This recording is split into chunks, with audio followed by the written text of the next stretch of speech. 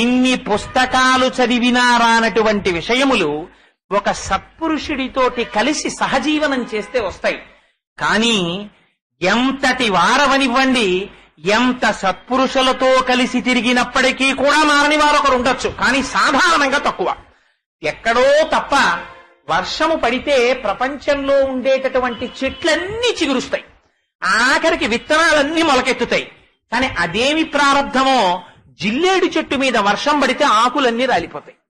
అది చిగురు పెయ్యదు, వర్షానికి ఉన్న ఆకులు రాలిపోతాయి. అలా పాషండుడైన వాడు ఉంటాడు.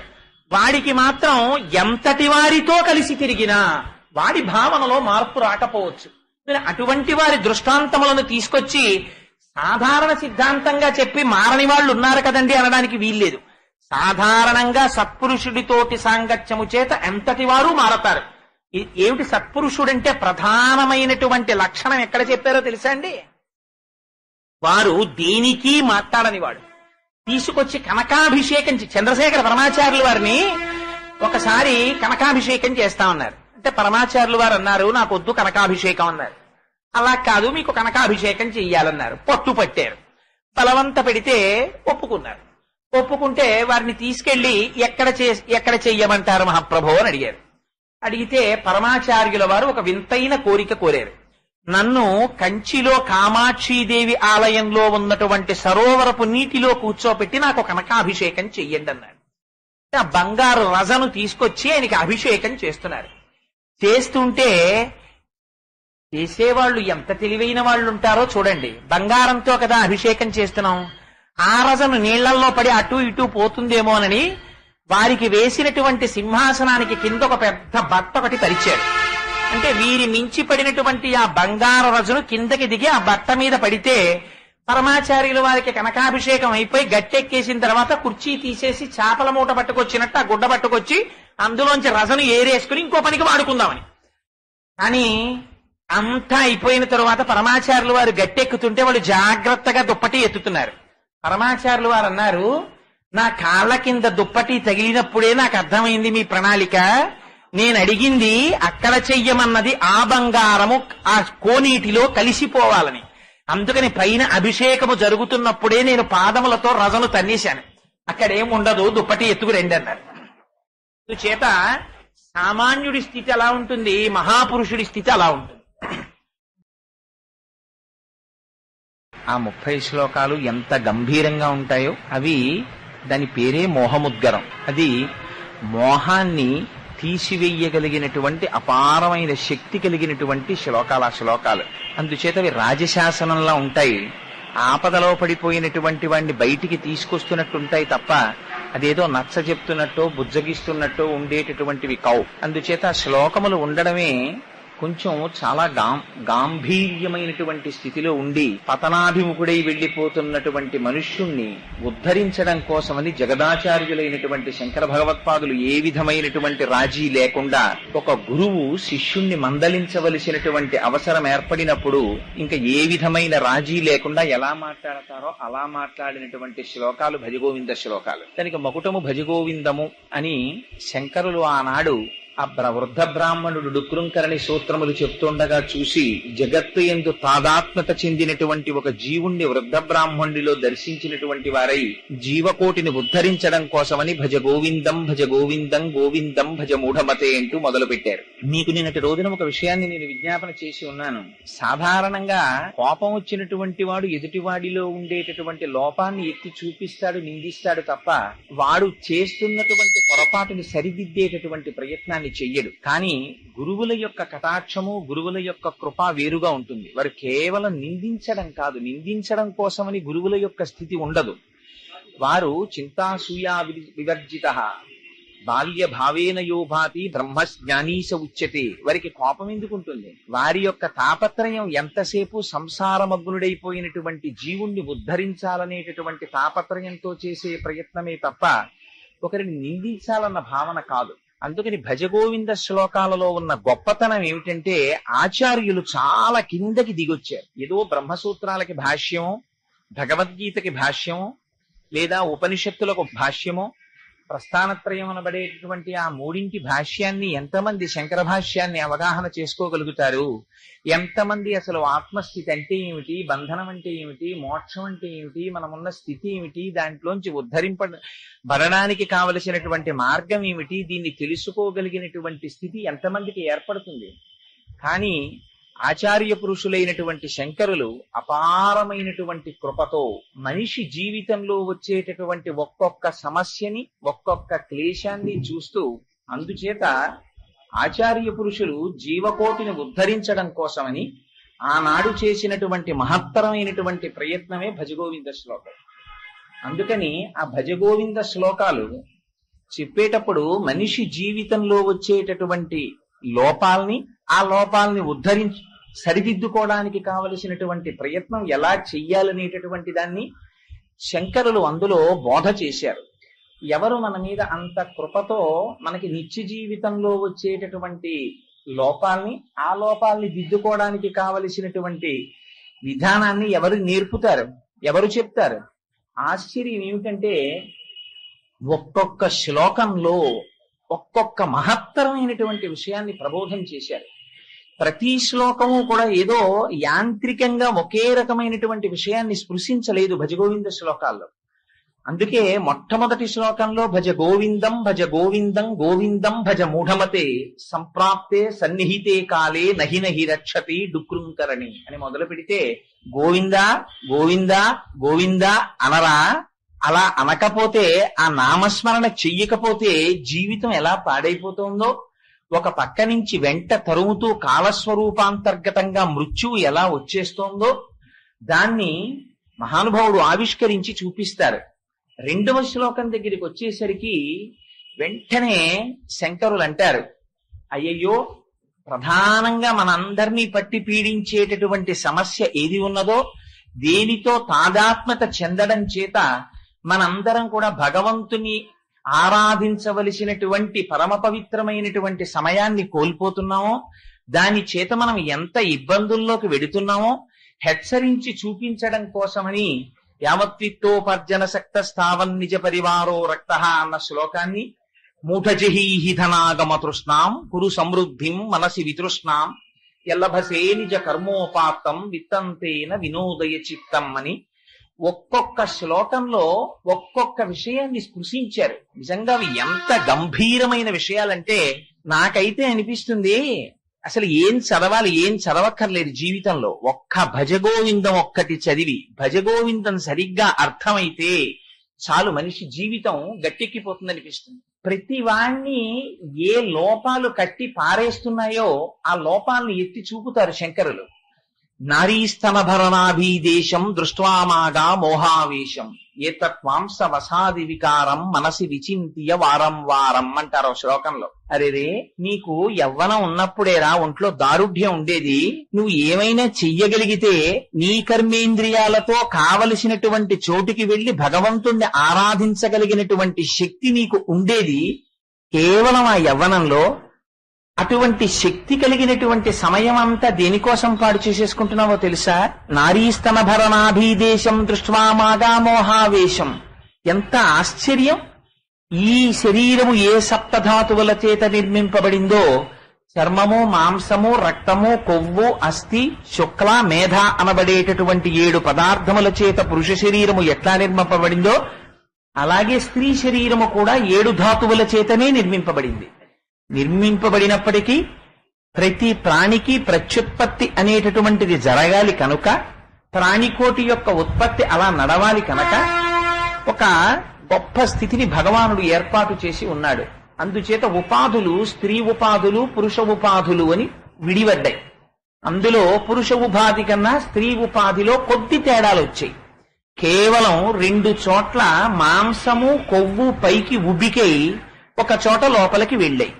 అంత మాత్రానికి నీ జీవితంలో బలం కలిగినటువంటి యవ్వన సమయాన్నంతటినీ వృధా చేసుకుంటున్నావురా. మనసి విచింతియ వారం వారం. ఒక్కసారి బాగా మనస్సులో ఆలోచించి చూడు. అంటే స్త్రీలను కించపరచాలని శంకర భగవత్పాదులు ఈ విషయం చెప్పలేదు.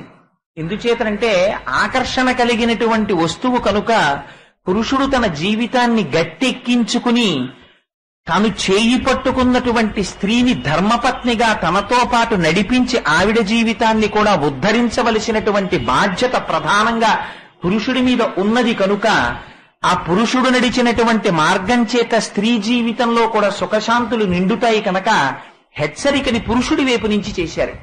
చేసి అందుచేత కేవలం అటువంటి మోహానికి లొంగకు నాన్న అని బుజ్జగించి స్త్రీ సంబంధంగా ఏర్పడేటటువంటి యవ్వన ఉద్రేకాన్ని, తత్కారణంగా మనిషి ఎంత అధప్పతనానికి వెళ్లిపోతున్నాడో ఆ తాత్కాలికమైనటువంటి ఆకర్షణ నుంచి తనని తాను నియంత్రించుకోవడానికి మనస్సులో ఎలా ఆ శరీర సంబంధమైనటువంటి విషయాన్ని మనసి విచింతియ వారం వారం ఎలా లోపల తిప్పితే ప్రబలంగా లాగేటటువంటి ఆ స్త్రీ ఆకర్షణ లాగడం మానేస్తుందో, తనని తాను ఉద్ధరించుకోగలుగుతాడో ఆ శ్లోకంలో చెప్తారు. అంటే ఏదో ఒక్క శ్లోకాన్ని ఇవాళ నేను చెప్పాలి కదండి అని మరు శ్లోకాన్ని చెప్పేసి ఆపేయడం నాకు ఇష్టం లేక ఒక్కసారి అన్ని శ్లోకాలని స్పృశించే ప్రయత్నం చేస్తున్నాను. ఆ తరువాత శంకరులు అంటారు వేరొక శ్లోకంలో, కాతే కాంత కస్తే పుత్ర సంసారోయమతీవ విచిత్ర కస్యత్వం కక్కుతయాయాత తత్వం చింతియ తదీయ భ్రాత. కొన్ని శ్లోకాలు చెప్పిన తర్వాత శంకరాచార్యుల వారి యొక్క ఆవేశం కొంత తగ్గిన తర్వాత ఇంకా మూఢ అనరు. వచ్చి శిష్యుడు ఎదట నిలబడి చేతులు కట్టుకుని నిలబడేసరికే గురువు యొక్క అనుగ్రహం అలా ఉంటుంది. అంత తప్పు చేసినటువంటి శిష్యుడు, అంత తప్పు చేసినటువంటి వాడు శంకరులు మూఢ అని పిలిచేటప్పటికి కూడా అయ్యయ్యో నా వల్ల ఇంత పొరపాటు జరిగిపోయిందని అంత వృద్ధ బ్రాహ్మణుడు చేతులు కట్టుకు నిలబడిపోయేసరికి అయ్యో నేను ఉద్ధరించకపోతే ఎవరు ఉద్ధరిస్తారు వీళ్ళని, నేను ఆగ్రహిస్తే ఎలా అని అమ్మ పిల్లవాణ్ణి హత్తుకున్నట్టు మహానుభావుడు వెంటనే భ్రాత అంటారు. ఓ సోదరా ఆలోచించబోయ్, ఏమిటో ఈ సంసారం ఏమిటో, కాతేకాంత ఎక్కడి నుంచి వచ్చింది నీ భార్య, ఎప్పుడైనా ఒక్కసారి ఆలోచించు. అనేకమైన విషయాల గురించి ఆలోచిస్తూ ఉంటావు కదా, ఒక్క అరగంట సేపు నేను ఈ విషయం మీద ఇవాళ ఆలోచన చేస్తాను. పప్పు దొరకకపోతే ఆలోచిస్తావు, ఉప్పు దొరకకపోతే ఆలోచిస్తావు, పిల్లాన్ని ఏ కాలేజీలో జాయిన్ చెయ్యాలో రోజులు ఆలోచిస్తావు, 10 మందిని సంప్రదిస్తావు కదా.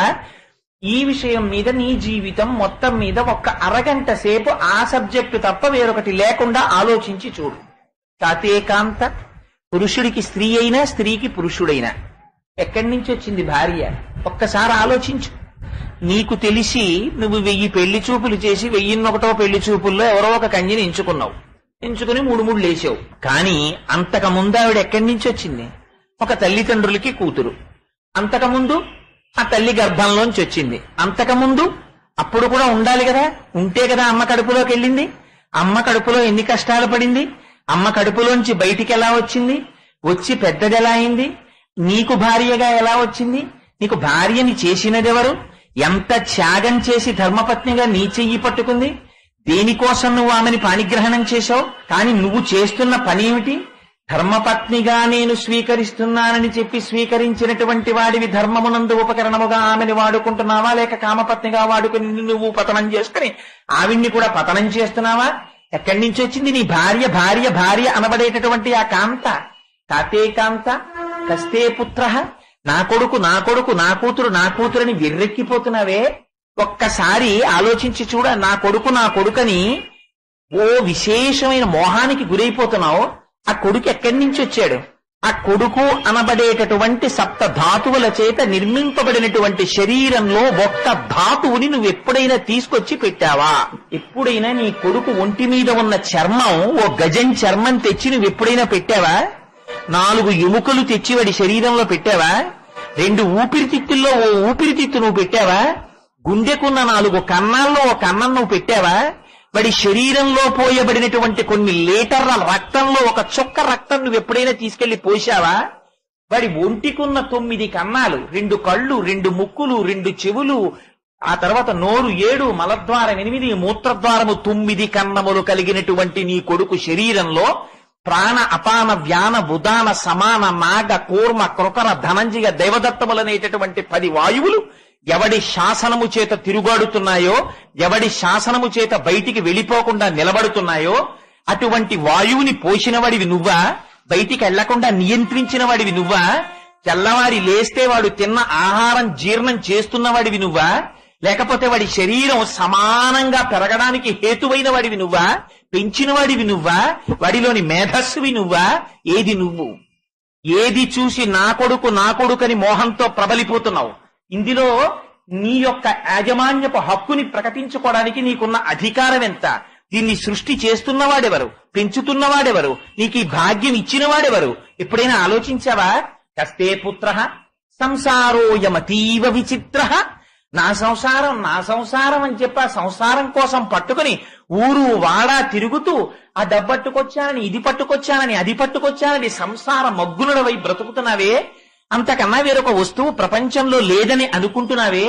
కానీ నీ సంసారమును నిలబెట్టిన వాడెవరు? ఎప్పుడైనా ఆలోచించావా? కస్తే పుత్ర సంసారోయమతీవ విచిత్ర.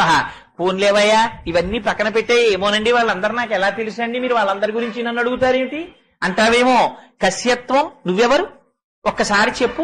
ఏవి ప్రశ్నలండి? ఆ ఒక్క శ్లోకం చాలదండి జీవితాన్ని మార్చేయడానికి.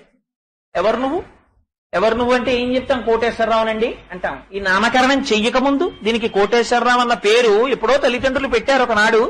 ఆ తల్లిదండ్రులు పేరు పెట్టక ముందు కూడా ఈ శరీరం ఉన్నదే. ఈ శరీరము దీని చేత ధరింపబడక ముందు కూడా ఇది ఉన్నదే. ధరింపబడిన శరీరము పడిపోయిన తర్వాత కూడా ఇది ఉంటుందే. ఆ వస్తువేది? అది ఎక్కడి నుంచి వచ్చింది? అది ఎప్పుడు ప్రవేశించింది? లోపల ఎలా ఉంది? ఎంత ఏడ్చింది? ఎలా బయటికొచ్చింది? ఎప్పుడైనా ఆలోచించావా? ఒక్కసారి వెనక్కెడితే నీకెంతవరకు జ్ఞాపకం? మహా ఉంటే నీ జ్ఞాపకం నువ్వు ఎల్కేజీ చదువుకుంటూ పలకలో ఆలు దిద్దుకోవడం వరకు నీకు జ్ఞాపకం ఉందేమో. కానీ ఆ వెనక నువ్వు పడ్డ కష్టాలు నీకేమైనా జ్ఞాపకం ఉన్నాయా? మలమూత్రంబులతో, మహాభయముతో, మాతృస్థనాపేక్షతో, చలమూర్ఖత్వముతో, సదాభ్రమతతో, చాంచల్య చిత్తంబుతో, బరువైనట్టి కప జ్వర గ్రహ మహాబాల్యామయ శ్రేణితో కలనైనంచమ చింతలేక చెడితిన్ కామ్యార్థినై శంకర. ఏ విధమైనటువంటి బాధ లేకుండా, ఏమీ తెలియకుండా, ఒక్కనాడు భగవంతుడి గురించి ఆలోచించకుండా తను విసర్జించుకున్నటువంటి మలమూత్రములలో తాను ఈగపడినట్టుగా పడి కొట్టుకున్నావే ఆ రోజున నిన్ను రక్షించిన వాడెవర్రా? నీకు ఆకలేస్తే నీ చేత ఏడిపింప చేసిన వాడెవడ్రా? రవం చేయించిన వాడెవడ్రా? ఎప్పుడైనా ఆలోచించావా? కస్యత్వం కుతయాయాత. నువ్వు ఎక్కడి నుంచి వచ్చావు? నేను ఉపన్యాసానికి వచ్చానండి అంటావు. అసలు ఇక్కడికి ఎలా వచ్చావు ఈ లోకంలోకి? ఎప్పుడైనా ఆలోచించి ఒక్కసారి వెనక్కెళ్ళి నేను ఫలానా చోటు నుంచి ఇక్కడికి వచ్చాను అన్న మొట్టమొదటి నీ స్థానం ఏదో ఒక్కసారి ఆలోచించి నువ్వు చెప్పు. నీకు తెలియదే? మిగిలిన విషయాలన్నీ కనుక్కుంటున్నావే. ఇది ఎప్పుడైనా ఎవరినైనా పెద్దలను అడిగావా? అయ్యా, నేను ఎక్కడి నుంచి వచ్చానండి, అసలు నేను ఎక్కడికి వెళ్ళిపోతానండి, మళ్ళీ ఎన్నాళ్ళు ఉంటాను ఈ భూమి మీద? ఎక్కడి నుంచి వచ్చావో నీకు తెలియదు, ఎన్నాళ్ళు ఉంటావో తెలియదు, ఎప్పుడు వెళ్ళిపోతావో తెలియదు. ఏమీ తెలియని వాడికి ఇంత ఆడంబరమా? ఇంత ఎగిరిగిరి పడ్డమా? నాకన్నీ తెలుసని గుండెలు బాదుకోవడమా? ఎంత అమాయకత్వం రనిది. కుతయాయాత తత్వంచింతయతదియభ్రాత. ఒక్కసారి ఆలోచించవోయ్ సోదరా. నళినీజలగత జలమతి తరళం తత్వజీవితమతి చయచపలం విద్ధిర్వ్యాధ్యభిమానగ్రస్తం లోకం శోకచ హంత సమస్తం. అరేరే, నీ జీవితం ఎంతసేపు ఉంటుందో నీకు తెలియదా? తామరాకు మీద నీటి బొట్టు ఎంత చంచలంగా ఉంటుందో, ఎంత తాత్కాలికంగా ఉంటుందో, ఎంత క్షణంలో జారిపోతుందో, అంత బుద్ధుదప్రాయమైనటువంటి జీవితాన్ని నువ్వు పొంది ఉన్నావా? ఈ జీవితంలో నువ్వు దేన్ని తెలుసుకోవాలో దాన్ని తెలుసుకోవడం మానేసి కేవలం శోకముతోటి, దుఃఖముతోటి, రోగములతోటి, తనవారితోటి ఏడుస్తూ కూర్చుని జీవితాన్ని గడిపేస్తున్నావా? నా దృష్టిలో ఈ లోకమంతా ఎప్పుడో చచ్చిపోయింది అసలు శోకంతో అన్నారు శంకరాచార్యులు వారు. ఎంతంత బాధతో వచ్చాయో చూడండి ఆ శ్లోకాలు. లోకం శోకచ హంత సమస్తం. తను ఆనంద స్వరూపుడు, తనకసలు శోకం అన్నది లేదు. దేని శోకాన్ని తెచ్చి పెట్టుకుని తను ఎప్పుడూ ఏడుస్తూ, ఏడుపే తన స్వరూపంగా బతుకుతున్నాడు. ఏడుపుగా ఉంటున్నాడు, ఏడుపుగా వెళ్ళిపోతున్నాడు, ఏడిపించి వస్తున్నాడు, ఏడిపించిపోతున్నాడు. ఎంత చిత్రం రా! ఈ లోకం అంతా ఏడుపే. ఏడుపు తప్ప నవ్వు నాకు కనపట్టలేదు. నవ్వినవాడు, ఆనందంగా ఉన్నవాడు, సుఖంగా ఉన్నవాడు, ఇది నా స్వరూపం అన్నవాడు నాకు కనపట్టలేదు.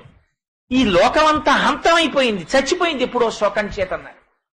ఆచార్య పురుషులకి, జగద్గురువులకి ఎంత పరివేదన కలిగిందో చూడండి. ఏమిటో నీ వెంట వీళ్ళందరూ తిరుగుతున్నారు, నాకింత సర్కిల్ ఉందంటావు. దిక్కుమాలిన మాట, ఇంతకన్నా దరిద్రమైన మాట ప్రపంచంలో లేదురా. నీ గొప్పతనం, నీ ఈగో ఈగో అంటుంటారు. నా అంత వాణ్ణి నేనని చెప్పుకోవడానికి వాడు చెప్పుకునే మొట్టమొదటి మాట ఏమిటో తెలుసా అండి? 3 చేత చెప్పుకుంటూ ఉంటాడు. ఏంటి? నాకింత డబ్బు ఉంది, నాకింత పరివారం ఉంది, నాకింత మంది తెలుసండి. ఎంతమంది వస్తూ ఉంటారనుకుంటారు మా ఇంటికి? లేచింది మొదలు వస్తూనే ఉంటారు, రాత్రి వరకు వస్తారు, ఫోన్లు ఎడతెరిపి లేకుండా వస్తాయి. ఇవన్నీ తన స్టేటస్ సింబల్ కింద చెప్తూ ఉంటాడు. శంకరాచార్యుల వారు వాత పెట్టారు వెనక నుంచి. ఒక్కసారి ఆలోచించి, ఊరే వయసిగతే కామ వికార, నీ ఒంట్లో వయస్సు అయిపోయిందా? కామ వికారం అన్నది ఇంకెక్కడుందిరా? ఒక్కసారి వయస్సు అయిపోయిన తర్వాత ఇంకా కామ వికారమే లేదు. వయసిగతే కామ వికార శుష్కే నీరే కక్కాసార. చెరువు ఎండిపోయిందా? ఇంకా ఏమండి ఇది చెరువండి అన్నారనుకోండి, నీళ్లు లేని దాన్ని చూపించి చెరువు అంటే ఒప్పుకుంటారా? ఒప్పుకోరు. క్షీణే విత్తే కప్పరివార, ఒక్కసారి నీ దగ్గరున్న డబ్బులు కానీ లేవు అన్నారా? నువ్వు ఆపదలో ఉన్నావని తెలిసిందా? ఇందులో ఎంతమంది ఫోన్లు చేసేవాళ్ళు ఉన్నారో, ఎంతమంది నీ ఇంటికి వచ్చేవాళ్ళు ఉన్నారో లెక్క బయటపడిపోతుందంటారు శంకరాచార్యుల వారు. క్షీణే విత్తే కప్పరివార జ్ఞాతే తత్వేక సంసార. ఈ విషయం నీకు అర్థమైపోయిందనుకో, నిజంగానండి మీరు ఆ శ్లోక వ్యాఖ్యానాన్ని చంద్రశేఖర పరమాచార్యుల వారి అమృత వాక్కుల వెంట ఒక్కసారి విన్నారనుకోండి, వెర్రి మంచు విడిపోయినట్టు విడిపోతుంది. ఏమిరా, తెల్లవారు లేస్తే మా అబ్బాయిని తిరుగుతాం, మా అమ్మాయిని తిరుగుతాం, మా అల్లుడు అని తిరుగుతాం, నా కోడలు అంటాడు, నా భార్య అంటాడు. శంకరాచార్యుల వారు బాగా కాల్చి అట్ల కాడా దానాన్న ఒక్కసారి చొక్కా ఎత్తు పైకని ఓ వాత పెట్టారు శ్లోకంలో భజగోవిందంలో. నేను అందుకే ఈ మాట చెప్తున్నాను. మహాప్రభు, ఇవి నాకు వంటబట్టాయని కానీ, నేను జ్ఞానినని కానీ, నాకు తెలుసునని కానీ నేను చెప్పట్లేదు. యథార్థమునకు నేను ఈ మాటలు చెప్పుకుంటున్నది నా కోసం తప్ప మీకోసం కాదు. మద్విశిష్టాశ్చ తుల్యాశ్చ సంతి తత్ర వనౌకసహ మత్త ప్రత్యవరః కశ్చిన్ నాస్తి సుగ్రీవ సన్నిధౌ అంటారు సుందరకాండలో హనుమ. నాతో సమానులున్నారు, నాకన్నా అధికులున్నారు, కానీ నాకన్నా తక్కువ వాళ్ళు ఎవరూ సుగ్రీవుడి దగ్గర లేరమ్మా అంటారు. అలా ఇక్కడ ఉన్నటువంటి సభలో అందరూ నాకన్నా అధికులున్నారు, నాకన్నా సమానులున్నారు, కానీ నాకన్నా తక్కువ వాళ్ళు, నా దగ్గర వినవలసిన వాళ్ళు ఎవ్వరూ లేరు, అందరూ ప్రాజ్ఞులే. మరి ఎందుకు చెప్తున్నావు? నన్ను నేను హెచ్చరించుకోవడానికి చెప్పుకుంటున్నాను. ఈ ఒక్క శ్లోకం చాలదండి భజగోవిందంలో జీవితాన్ని అర్థం చేసుకోవడానికి. నీ వెంట ఉన్నారనుకున్న వారు ఎంతకాలము నీ వెంట ఉంటారో నేనొకటి చెప్తున్నాను. ఇలా కాకుండా కూడా ఉన్నవారు ఎవరైనా ఉంటే నువ్వు నమ్ముకు బతుకు అన్నారు శంకరాచార్యుల వారు. ఒక్క విషయం చెప్తానబ్బాయి, విను. ఏమిటది? యావత్పవనో నివసతి దేహే తావత్ పృచ్చతి కుశలంగేహి గతవతి వాయౌ దేహాపాయే భార్యా బిభ్యతి తస్మిన్ కాయే. ఈ ఒక్క శ్లోకం వంట పట్టిందనుకోండి, మీరు పెద్ద సినిమా చూసినట్టే ప్రపంచాన్ని. ఎందుకని? వీడు యావత్పవనో నివసతి దేహే, నేను అన్నం తిన్నానండి అర్థం ఉంది, నేను మంచినీళ్లు తాగానండి కొంత అర్థం ఉంది, నేను ఆఫీస్కి వెళ్ళానండి కొంత అర్థం ఉంది, నేను ఊపిరి తీశానండి, అంతకన్నా పచ్చబద్ధం ప్రపంచంలో ఇంకోటి లేదు. ఏది? నువ్వు చేస్తే నిద్రపోతుండగా అన్నం తినలేవే, నిద్రపోతుండగా ఆఫీస్ ఫైలో రాయలేవే, నిద్రపోతుండగా ఊపిరి తీయడం మానేస్తున్నావా? తీస్తావు. నువ్వు చేసినదైతే నిద్రలో నువ్వెలా చేశావు? నిజంగా ఊపిరి తీయడం అన్నదే నువ్వు చేసినదైతే ప్రపంచంలో ఎవడైనా ఊపిరి ఆపేసుకుందాం అనుకున్నవాడు ఒక్కడిని నాకు చూపించండి. మంచాన పడిపోయినా సరే తన ఊపిరి ఆగిపోవాలని ఎవ్వడూ కోరుకోడు, బతకాలనే కోరుకుంటాడు. లేదా నిజంగా ఊపిరి ఆగిపోవాలని ఒకడు సంకల్పం చేశాడనుకోండి, ఆగిపోతుందా? అయ్యో పాపం ఇంతకాలం నుంచి ఉన్నావు లేవే, లోపలికి ఎడుతున్నావు, బయటకు వస్తున్నావు, ఇంత అల్లరి పడుతున్నావు, ఏమిటో నాకు ఇంకా అన్ని కోరికలు తీరిపోయినట్టే ఉన్నాయి. కృతకమైన మాట, సాధారణంగా ఇది వింటుంటాం అక్కడక్కడ. ఏముందండి, నాకు అన్ని కోరికలు తీరిపోయి, నాకు అన్ని బాధ్యతలు తీరిపోయాయి, నాకే బాధ లేదు, ఇలా వెళ్ళిపోతే చాలు, ఇంకా నేనేం చెయ్యాలి అంటాడు. అనగానే పక్కలో నొప్పి వచ్చిందనుకోండి, ముందు అంబులెన్స్ కోసం కంగారు పడిపోయేవాడు వాడే. ఇక్కడంతా హడావిడంతా ఇక్కడ ఉంటుంది, పైకి చెప్పేది కృతకం. అందుకని శంకరులు అంటారు, ఈ ఊపిరి నువ్వు తీస్తున్నావా? ఓ ఊపిరి ఆగిపో అన్నావు అనుకో, ఆగిపోతుందా ఊపిరి? ఏం ఆగిపోదు, తిరుగుతూనే ఉంటుంది. ఎప్పుడు ఆగిపోతుంది? నువ్వు ఆపితే ఆగదు, నువ్వు తీయమంటే తీయదు. దానికి లెక్కలు పెట్టుకునేవాడు ఉన్నాడు. చిత్రంగా లోపల కూర్చుంటాడు, గుప్తంగా లెక్కలు కడుతూ ఉంటాడు. వాడికి తెలుసు ఎన్ని ఊపిరులు వీడు తీయాలో. వాడు లోపల కూర్చుని లెక్కలు వేసుకుంటూ ఉంటాడు. లెక్కలు వేసుకుంటున్నప్పుడు ఎన్ని ఊపిరుల తర్వాత ఆపెయ్యాలని అనుకున్నాడో అన్ని ఊపిరుల తరువాత నిర్దాక్షిణ్యంగా వాడు బయటికి దూకేస్తాడు కుర్చీలోంచి. దూకేశాడా అర్థంతరంగా సభ ఆగిపోయినట్టే. ఆ ఊపిరి ఆగిపోయిందా? ఇప్పటి వరకు మా నాన్నగారు అన్నవాళ్ళు, మా మామయ్య గారు అన్నవాళ్ళు, మా ఆయన అన్నవాళ్ళు, మా అన్నయ్య గారు అన్నవాళ్ళు, మా గురువు గారు అన్నవాళ్ళు, వీళ్ళందరూ కలిసి తలో చెయ్యి వేసి లోపల ఉంటే ఏదో ఉపద్రవం వస్తుందని చక్కగా పట్టుకెళ్లి బయట పడుకోబెట్టేస్తారు. అరుగు మీద పడుకోబెట్టడం కూడా కొంచెం బాధాకరంగా అనిపిస్తే ఓపికంటే వేస్తారు షామియానా, లేకపోతే అది కూడా వెయ్యరు. ఓ గంటలో తీసుకెళ్లిపోవచ్చు ఎందుకు అనుకుంటే గేటు దాటించి బయట చాపేసి పడుకోబెట్టేస్తారు. అది కూడా పనికి మాలిన చాప ఏదైనా చింకి బొంతో ఉంటే అది తీసుకొస్తారు. ఆ టైంలో ఒకవేళ నిజంగా పనికొచ్చే చాప పట్టుకొస్తున్నా జాగ్రత్త పరుడోడు ఉంటాడు. ఎందుకు ఆ చాప పాడి చేయకండి అంటాడు. వాడు పాడైపోతుంది వాడి కింద వేస్తే వాడి దృష్టిలో. అందుకని పనికిరాని తోటి ఉంటుంది, ఇంకా పారయచ్చా వస్తువును, ఆ వస్తువుని వేసి పడుకోపెడతాడు. నీ బతుకది ఊపిరైపోతే. ఇది శంకరాచార్యుల వారి హెచ్చరిక. ఒక్కసారి పడుకోపెట్టిన తర్వాత మబ్బేసి విశేషమైన వర్షం కురుస్తుంటే అమ్మ చితి వెలగదమ్మా, ఇంకా ఈ శవాన్ని కాల్చడం కష్టం తల్లి, మీ వారిని ఇవాళ రాత్రి కూడా ఇప్పటికి 75 సంవత్సరాల నుంచి ప్రతిరోజు రాత్రి కౌగలించుకు పడుకుంటున్నావు కదా అమ్మా అంటే, స్త్రీలనే అన్నానని అనుకోకండి, స్త్రీలకి పురుషుడైనా పురుషుడికి స్త్రీ అయినా అంతే. భజగోవిందం దగ్గరికి వచ్చేటప్పటికి రాజీపడి మాట్లాడడం కుదిరే విషయం కాదు, ఉన్నదున్నట్టు మాట్లాడవలసింది, అది మోహముద్గరం. అందుకని అది రాజశాసనంలాగే ఉంటుంది. అమ్మా ఇవాళ ఒక్క రాత్రి కొంచెం మీ ఆయన అదే బెడ్ మీద బెడ్రూమ్ లో ఇద్దరు పడుకోండమ్మా, రేపు పొద్దున్న తీసుకెళ్లిపోతాం వచ్చి అన్నారు అనుకోండి. ఆవిడ ఏమంటుంది? ఓరి నీ మొహం ఇట్సా, మా ఆయన ఏమిట్రా ఎప్పుడో పోయాడు, ఉన్నదేమిటి తస్మిన్ కాయే, అది మా ఆయన శరీరం అంతే. కొడుకైనా అదే అంటాడు. మా నాన్నగారు పోయారండి అంటాడు. ఎవడైనా వచ్చి మాటలకి దిగాడు అనుకోండి, ఏట్రా మీ నాన్నగారు పోయారంటే, ఇదిగో ఇక్కడ ఉన్నారు కదా, పడుకున్నారు కదా చాప్ మీద, మీ నాన్నగారిని ఇంతకన్నా కొత్తగా నువ్వు ఏమైనా చూశావా? ఇది కాకుండా ఏదైనా చూశావా మీ నాన్నగారిని? అబ్బో నేను మీతో వాదించలేను కానండి, మా నాన్నగారి యొక్క శరీరం ఇది, మా నాన్నగారు కాదు, మా నాన్నగారు అని నేను పిలిచినవాడు, నేను నాన్నగారు అంటే పలికినవాడు, వాడు వెళ్ళిపోయాడు. నువ్వు చూశావా వెళ్ళడం? అబ్బా నేను చెప్పలేనండి, ఆయన వెళ్ళిపోయాడు కాబట్టి ఇదిగో ఇది ఇలా పడిపోయింది. ఇంకందులో శివము లేదు, అది శవము. అందుకని దాన్ని ఉంచడం కుదరదు. ఏ కొడుకు కాలు పొరపాటున తండ్రికి తగిలితే కళ్ళకద్దుకుని నమస్కారం చేశాడో ఆ కుమారుడు నిర్దాక్షిణ్యంగా బకెట్టుతో నీళ్లు తీసుకొచ్చి 95 ఏళ్ళు వచ్చేయనివ్వండి, తండ్రి గడగడ వణికిపోతుండనివ్వండి, ఓ స్టూలు మీద కూర్చోబెట్టి మెల్లిగా గోరువెచ్చటి నీళ్లు నాన్నగారికి పోసి ఓ సబ్బుతో ఒళ్ళు రుద్ది మెత్తటి తువ్వాలతో తుడిచి ఓ పంచ మెల్లిగా కట్టి పడుకోపెడతాడు మంచంలో. ఆ ఊపిరి ఓసారి వెళ్ళిపోయింది అనుకోండి, పడుకోపెట్టి బిందితో తెచ్చి ఇక్కడి నుంచి కాళ్ళ నుంచి తల వరకు పోసేస్తారు. పోసేసి ఏం తుడుస్తారా? ఏం తుడవరదాన్ని, పచ్చి యథార్థాలే చెప్పారు శంకరాచార్యులు వారు. అక్కడి నుంచి తీసుకెళ్లి కట్టెల మీద బారేసి గడ్డిలో బారేసి మార తెచ్చి కట్టి పట్టుకుపోతున్నారు. పట్టుకుపోతుంటే ఎవరెక్కడి వరకు వస్తున్నారు? ఎవ్వరూ రారు. విపరీతమైనటువంటి భయంతో జీవుడొక్కడే వెళ్ళిపోతున్నాడు. కొడుకు తీసుకొచ్చి దాన్ని కట్టెల్లో పారేసి వెళ్ళిపోతున్నాడు. నీ గౌరవం ఎక్కడుంది ఇప్పుడు చెప్పు, ఇది శంకరాచార్యుల వారి ప్రశ్న. నీ ఊపిరిలో ఉంది.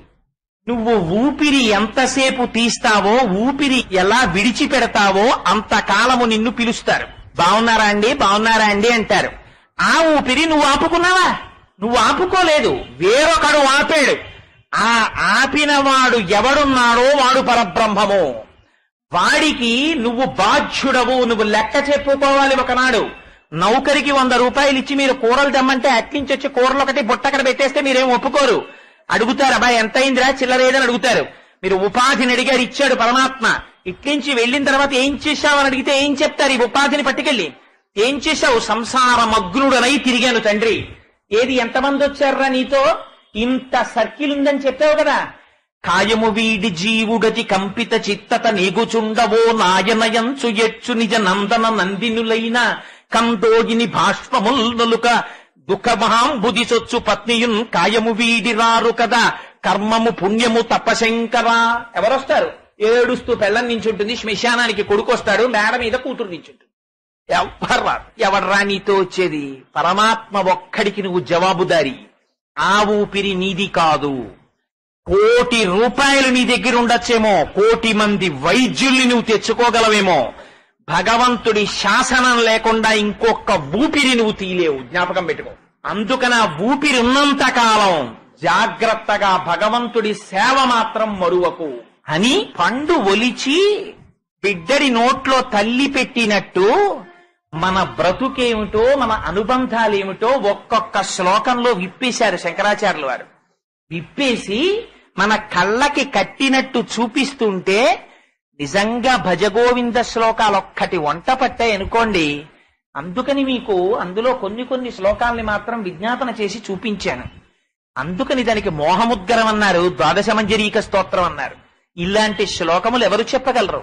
ఒక్కొక్క తత్వం గురించి, ఒక్కొక్క సమస్య గురించి, మన్ని పట్టి పీడించేటటువంటి విషయాల గురించి మహానుభావుడు తనదైన శైలిలో మళ్లీ అటువైపుకి ఎన్నడూ వ్యామోహం కలగకుండా అంత అద్భుతమైన రీతిలో ఆవిష్కరించాడు. అయితే ఆచార్యుడు అన్నవాడు భయపట్టి వెళ్ళిపోకూడదు. చిట్ట చివర ధైర్యం చెప్పాలి. నాన్నా ఇవన్నీ ఉన్నాయి కానీ బెంగ పెట్టుకోకు, ఒకడున్నాడు, వాడిని పిలిస్తే చాలరా పరిగెత్తుకొస్తాడు. అందుకని వీటన్నిటికీ ఏమిటి పరిష్కారం? భజ గోవిందం భజ గోవిందం గోవిందం భజ మూఢమతే. అందుకని శంకరులు దాన్ని సంగీతంలో పాడుకోమని ఎన్నడూ చెప్పకపోయినా ఒక శ్లోకం పాడుకుంటే చరణంగా వెంటనే పల్లవిగా మళ్ళీ భజ గోవిందం భజ గోవిందం గోవిందం భజ మూఢమతే అని మళ్ళీ పల్లవిగా తీసుకొచ్చి మొదటి శ్లోకాన్ని పాడేసుకుంటుంటారు. కారణం ఏమిటి? ఆ శ్లోకములలో ఉండేటటువంటి శక్తి అటువంటిది. ఎందుచేత నేను ఇవాళ ఈ శ్లోకములన్నింటి గురించి ఒక్కసారి విహంగ వీక్షణం కింద స్పృశించానంటే కేవలం 3 రోజుల ప్రసంగంగా మాత్రమే చేస్తున్నాం కనుక, ఏదో తరువాతి శ్లోకం ఒక శ్లోకాన్ని నేను చెప్తున్నానండి అని ఆ శ్లోకం చెప్పేసి వెళ్ళిపోతే దానికి ఒక సమగ్రత ఏర్పడదు. కనుక పెద్దలు చేసినటువంటి అంత అద్భుతమైనటువంటి స్తోత్రాన్ని, అటువంటి శ్లోకాల్ని ఒక సమగ్రత లేని స్థితిలో విడిచిపెట్టడం మంచిది కాదు. కనుక ఆ భజగోవింద శ్లోకముల యొక్క స్థితిని ఒక్కసారి ఆవిష్కరించే ప్రయత్నం చేశాను. గురువులు చెప్పినటువంటి శ్లోకాలకి పొంగిపోయారు. వెనకాతల వస్తున్న 14 మంది శిష్యులు మళ్ళీ ఒక్కొక్క శిష్యుడు ఒక్కొక్క శ్లోకాన్ని చెప్పారు. చెప్తే 14 శిష్యులు చెప్పినటువంటి 14 శ్లోకాలతోటి చతుర్దశ మంజరీక స్తోత్రం వచ్చింది. మళ్ళీ ఈ 14, ఈ 12, 26 చిట్ట చివర శంకరాచార్యుల వారు ఆశీప్రసరంగా కొన్ని శ్లోకాలు చెప్పారు. దాంతో మోహముద్గరం పూర్తవుతుంది. సరే, ఇవాల్టి రోజున సరే సమస్యల గురించి మనం ప్రతిరోజు ఈ గత 2 రోజుల నుంచి చర్చించాం కనుక శంకరులు తనదైన శైలిలో ఒక అద్భుత పరిష్కారాన్ని ఒక దాన్ని చెప్తారు ఒక శ్లోకంలో. ఆ శ్లోకం నిజంగా అది చదువుతుంటే మనస్సు రమించిపోయి ఎంత ఆనందం కలుగుతుందో ఎవరు చెప్తారు రాయిలాగా. బాగా నిష్ణాతుడైనటువంటి లెక్కల మేస్టర్ ఉన్నారనుకోండి, ఎంతకీ తెమలనటువంటి లెక్క ఒకటి ఉందనుకోండి, మనం ఆ మేస్టర్ దగ్గరికి పట్టుకెళ్ళి మేస్టర్ ఇది ఎలాగండి అన్నాం అనుకోండి, ఇదేనన్నా ఏముందిరా ఇదిగో ఇలా చూడు అన్న లెక్క ఈక్వేషన్ ఎలా వెయ్యాలో వేసి ఇదిగో చూసా వచ్చేసింది ఆన్సర్ అని సమర్థుడైనటువంటి అధ్యాపకుడు చూపిస్తే ఇదే లెక్క ఎంత తేలిక అనిపిస్తుంది మనకి. అలా ఎక్కడ ఆత్మతత్వం, ఎక్కడ బ్రహ్మసూత్రాలు, ఎక్కడ ఉపనిషత్తులు, ఎక్కడి భాష్యాలు, ఇన్నింటినీ తీసుకొచ్చేసి ఎంత తేలికో తెలుసా నువ్వు గట్టెక్కేయడం. చూడు నేను ఎలా చెప్తానో నువ్వు జాగ్రత్తగా అది పాటించు చాలు అని పిల్లాన్ని, పైకి ఎక్కలేని పిల్లాన్ని తండ్రి ఏం చేస్తాడు? చెయ్యి పట్టుకుని ఒక్కొక్క మెట్టు పైకి ఎక్కిస్తాడు. అలా శంకరాచార్యులు వారు 4 మెట్లు ఎక్కించేశారు. ఎక్కించేసి చూడు ఇప్పుడు ఈ మెట్టు మీద నిలబడి చూడు ఎంత ఆనందంగా ఉందో నీకు అన్నారు. ఆ శ్లోకం నాకైతే అనిపిస్తుంది, ఆ శ్లోకాన్ని అంత వేదాంత తత్వాన్ని అంత సులభంగా అలా చెప్పగలగడం ఒక్క శంకర భగవత్పాదులకు తప్ప అన్యులకి దుస్సాధ్యం. శంకరులు అంటారు ఆ శ్లోకంలో, సత్సంగత్వే నిస్సంగత్వం, నిస్సంగత్వే నిర్మోహత్వం, నిర్మోహత్వే నిశ్చలతత్వం, నిశ్చలతత్వే జీవన్ముక్తి. ఇక్కడి వరకు మన జీవితాన్ని పట్టి పీడిస్తున్నటువంటి అనేక సమస్యల గురించి స్పృశించినటువంటి శంకర భగవత్పాదులు ఈ శ్లోకం దగ్గరికి వచ్చేసరికి అంటారు, దేన్ని పట్టుకుని పైకెక్కి ప్రశాంతమైన స్థితిని పొందాలో, మోక్ష స్థితిని పొందాలో, మనుష్య ఉపాధిలో ఉన్నావు కనుక నువ్వు మోక్షాన్ని పొందడానికి ప్రయత్నం చెయ్యాలి కనుక దానికోసమని ఆ మెట్లు ఎక్కిస్తారు. అందులో అంటారు, నాన్న మొట్టమొదట సత్సంగత్వే నిస్సంగత్వం. సత్తుతోటి సంగము కలిగిందా నిస్సంగం అయిపోతుందంట. అంటే మాటలు అందంగా ఉన్నాయనుకోండి, కానీ ఏమిటా అల్లరి అని అనిపించదు వెంటనే మనకి. సత్ అంటే ఎల్లకాలము ఉండేటటువంటిది, ఇవాళ ఉండి రేపు లేనిది అనేటటువంటి స్థితి లేని దానికి సత్ అని పేరు. తేలిక భాషలో చెప్పుకోవాలంటే ఎప్పుడూ ఉండేటటువంటి పదార్థము సత్, ఎప్పుడూ ఉండకుండా మారిపోయేటటువంటిది జగత్తు. జాయతే గచ్చతే ఇది జగత్, వస్తుంటుంది వెళ్ళిపోతూ ఉంటుంది. ఇది అందుకని షడ్ వికారములకు లోనవుతూ ఉంటుందన్నారు.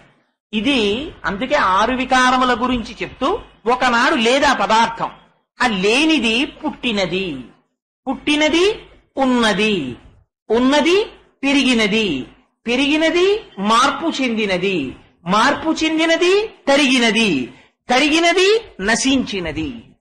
మీకు తేలిగ్గా చెప్పాలంటే 1959వ సంవత్సరానికి ముందు కోటేశ్వరరావు అనబడేటటువంటి ఈ ఉపాధి లేదు. 1959 సంవత్సరంలో ఆ తల్లిదండ్రుల అనుగ్రహం, పరమేశ్వరానుగ్రహంగా ఒకనాడు ఈ శరీరం పుట్టింది. అంతకు ముందు లేదుగా. లేని శరీరము పుట్టినది. అసలు ఈ పుట్టినది ఉండాలిగా, ఉన్నది. ఉన్నది అలాగే ఉండిపోయినా ఇంత పసిపిల్లల్లాగా పాలు తాగాను, పళ్ళు తిన్నాను, అన్నం తిన్నాను, బ్రహ్మాండంగా శరీరాన్ని పెంచాను. ప్రపంచంలో కనపడినవన్నీ తినేసి అన్నవికారం కింద పెంచాను శరీరాన్ని. అందుచేత పుట్టినది, ఉన్నది, పెరిగినది, మార్పు చెందినది. ఇలా ఉన్నది, ఇలా ఉండదు. జుట్టు తెల్లబడిపోవడం మొదలు పెడుతుంది, చేతులు వణకడం మొదలవుతాయి. అంతకుముందు కంటికి జోడు లేకుండా చూసిన వాడిని ఇప్పుడు కంటికి జోడు పెట్టుకుంటే కాని చదవలేని స్థితిని పొందుతాను. మార్పు చెందినది, మార్పు చెందినది తరిగినది. ఏమిటండి, 20 ఏళ్ల క్రితం కోటేశ్వరరావు గారిని చూస్తే తెత్తునుండేవాడు. ఇప్పుడు కోటేశ్వరరావు గారి చంటి పిల్లాళ్లాగా సన్నగా ఎలా అయిపోయారో తెలుసా? అంటే ఏమైంది? వృద్ధాప్యం వచ్చేటప్పటికి జర్జరీభూతమై శరీరము మళ్ళీ క్షీణించిపోతుంది. అలా తరిగిపోయినది, నశించిపోయినది. ఒకనాడు ఏమవుతుంది? శరీరం ఉండదు. ఇందులో ఉండేటటువంటి పరమాత్మ ఎప్పుడు వెళ్ళిపోతారో అప్పుడు ఈ శరీరం వెళ్ళిపోతుంది. అందుకని ఏమైపోయింది? నశించిపోయినది. కానీ ఇలా వచ్చినటువంటి ఉపాధులన్నీ వెళ్ళిపోతాయి. కానీ వెళ్లకుండా ఉండేటటువంటి ఒకటి ఆధారముగా ఉండకపోతే ఈ వెళ్లిపోయేవన్నీ ఉండడానికి అసలు అవకాశం లేదు. తెర కూడా కదులుతోందనుకోండి, సినిమా మీరెలా చూస్తారు? తెర కదలకపోతే కదలని తెర మీద కదిలే బొమ్మలు ఆడతాయి. ఇరుసు కదలకపోతే కదలని ఇరుసుని ఆధారం చేసుకుని చక్రములు కదిలి రథము నడుస్తుంది. అందుచేత ఎప్పుడు కదలని దాన్ని, మార్పు చెందని దాన్ని ఆధారం చేసుకుని మార్పు చెందుతున్నది వెడుతూ ఉంటుంది. అందుచేత మార్పు చెందనిది ఏది ఉన్నదో అది పరమాత్మ. అది ఎక్కడ ఉన్నది? అది ఇక్కడా ఉన్నది. అది ఎప్పుడూ ఉన్నది. ఆ ఉన్నది వదిలిపెట్టావు. లేనిది, ఉండనిది, కృతకమైనది, మాయాస్వరూపమైనది, కేవలము భ్రాంతి పాత్రమైనది, దాన్ని సత్యమని పట్టుకుంటున్నావు. ఇప్పుడు నువ్వు ఇది తెలుసుకుని ఏది ఉంటోందో, ఏది ఎన్నడూ వెళ్ళిపోదో దాన్ని పట్టుకో. ఎప్పుడు వెళ్ళిపోయేది ఏది ఉందో దాన్ని వదిలిపెట్టడం నేర్చుకో. అంతే. తేలిక భాష. పరమాచార్యులు వారు అందమైన మాట చెప్పారు. మనం ఏమంటాం? ఇది ఉండాలి, ఇది ఉండాలి, ఇది ఉండాలి అని కోరుకుంటూ ఉంటాం. ఇది ఉండాలి, ఇది ఉండాలని అనకో. లోపలున్నదోటి ఉంది, అది నువ్వు వెళ్ళిపోయేటప్పుడు నువ్వే నేను, నువ్వే నేను, నువ్వే నేను. చొక్కా వదిలేస్తే లాల్చీ వేసుకుంటాను, లాల్చీ వదిలేస్తే ఉత్తరీయం వేసుకుంటాను. అంతేగాని అయ్యో చొక్కా నిన్ను విడిచిపెట్టేశానే, నా జీవితం పోయిందే అని బెంగెట్టుకుంటానా? బెంగేం పెట్టుకోను. వదిలేయడం అనేటటువంటిది అసలు మనిషికి మొట్టమొదటి నుంచి వచ్చిన విద్య. వాడు కలుస్తూ ఉంటాడు, వదులుతూ ఉంటాడు. వాడికి అదో పెద్ద విద్య. సంసార సంచారులు ఒత్తురు కూడి విత్తురు సదా సంగంబులేదొక్కచో సూరుల్ పోయిడి త్రోవ పోయను భవత్సూ నుండు తల్లి మహాశురుండాతడు తద్వియోగమునకు దుఃఖింప నీకేటికిందంటారు పోతన గారు. అందుచేత ఆ మార్పు రావాలి. ఆ మార్పు రావాలంటే సత్తుతోడి సంగము కేవలము మన ప్రమేయము చేత రాదు. అది ఎక్కడి నుంచి వస్తుంది? సత్పురుష సాంగత్యంలోంచి వస్తుంది. సత్పురుషుడంటే ఎవరు? సర్వకాలముల యందు భగవంతుణ్ణి స్మరిస్తూ సత్తుని తెలుసుకుని తాను కూడా సత్తుగా మారడానికి ప్రయత్నము చేసి ఆ భావనని పొందినవాడు, లేదా కనీసంలో కనీసం అంతటి మహాపురుషులు ఇవాళ ఎక్కడ దొరుకుతారండి అని మనం అనుకుని బెంగ పెట్టేసుకుని వెనక్కి పడిపోయి అలాంటి వాడు దొరకడు కాబట్టి ఇప్పుడు ఎలా ఉన్నామో అలాగే ఉండిపోతాం, గొడవ వదిలిపోతుందని బెంగ పెట్టేసుకోకుండా కనీసం భగవన్మార్గములో నడిచేటటువంటి వాడు అయితే, ఇక్కడ రామకృష్ణ పరమహంస ఒక హెచ్చరిక చేస్తారు. భగవన్మార్గములో నడిచినట్టుగా కనపడిన వాడెల్లడూ భగవన్మార్గమునందు నడిచిన వాడు కాడు. దంభం అని ఒకటి ఉంటుంది, కుమాలన దంభం. అది కొంగ దంభమునకు ప్రసిద్ధి. తెల్లగా ఉంటుంది, ఒంటికాలి మీద ఉంటుంది, నీళ్లలో కూర్చుంటుంది. చెంచువు దీటి పక్షముల జల్లున విచ్చి కుప్పించిన బంబుపైకెగసి రోషణ భీషణ భక్తుడై విజృంభించి గరు సమీరమున భిన్నములై తరులోలి కూలగా మించి బకాసురుండుడిసిపట్టెను సహిష్ఠుని చిన్ని కృష్ణుని అంటారు పోతర గారు. ఆ కొంగ జపం చేసుకుంటున్న దానిలా ఉంటుంది, కానీ దాని దృష్టి ఎప్పుడు చేపల్ని మింగడం మీద ఉంటుంది. రాబందు ఆకాశంలో ఎత్తుగా ఎగురుతుంటుంది, దృష్టి కుళ్ళిన శవాల మీద ఉంటుంది. కానీ భూమిని అంటిపెట్టుకున్నట్టుగానే ఉండొచ్చు, ఒకటి బురదలో ఉంటుంది. కానీ తామర పువ్వు ఎప్పుడు సూర్యుణ్ణి మాత్రమే చూసి సూర్యుడి సంబంధంతో వికసిస్తుంది, ముకుళించుకుంటుంది. అందుచేత మహాపురుషుడన్నవాడు ఆడంబరమును బట్టి వేషభాషణలను బట్టి కనిపెట్టలేడు. భగవాన్ రమణులు అద్భుతమైన మాట ఒకటి చెప్తారు. గురువు ఎక్కడ దొరుకుతాడో తెలుసా అని అడిగారు. గురువు ఎక్కడ దొరుకుతాడు? గురువు కూడా సమస్త ప్రపంచములో ఒకడిగా కలిసి ఉంటాడు. నేను గురువుని, నేను గురువుని అని గురువు ప్రకటించుకొనడు. గురువుని ఎలా గుర్తుపట్టాలి అంటే, మంత్రరాజమిదం దేవి గురురిత్యక్షరద్వయం శృతి వేద పురాణానాం సారమేవన సంశయ. ఆ గురువు మంత్రమై నిలబడిపోతాడు. ఆయన ఆచార్యో వేద సంపన్న విష్ణుభక్తో విమత్సర మంత్రజ్ఞో మంత్రభక్త సదా మంత్రాశ్రయస్సుతి గురుభక్తి సమాయుక్త పురాణజ్ఞో విశేషత ఏవం లక్షణ సంపన్న గురురిత్యభిధీయతే. ఆ గురువు ఎన్నడూ వైభవాన్ని, లేకపోతే కీర్తి కండూతితోటి, లేకపోతే ఏదో ద్రవ్యార్జన కోసమని తిరిగినటువంటి గురువు కాడు. రమణులు అంటారు, గురువు ఎక్కడుంటాడు? సాలగ్రామం ఎక్కడుంటుంది? రాళ్లలోనే సాలగ్రామం ఉంటుంది. సాలగ్రామం కావలసినటువంటి వాడు తులసి కోటలో వెతికితే దొరకదు. సాలగ్రామం ఎక్కడ వెతకాలి? రాళ్లలోనే వెతకాలి. వెతికి రాళ్లనన్నింటినీ తోసేసి సాలగ్రామాన్ని తెచ్చుకోవాలి. మిగిలిన రాళ్లు రోడ్డు పక్కన ఉంటాయి. సాలగ్రామం పూజలు అందుకుంటుంది. సమస్త మనుష్య కోటిలోనే గురువు కూడా కలిసిపోయి ఉంటాడు. గురువు అని గుర్తుపట్టడానికి వేరైన రీతిలో ఏం ఉండడు, అందరిలో కలిసి ఉంటాడు.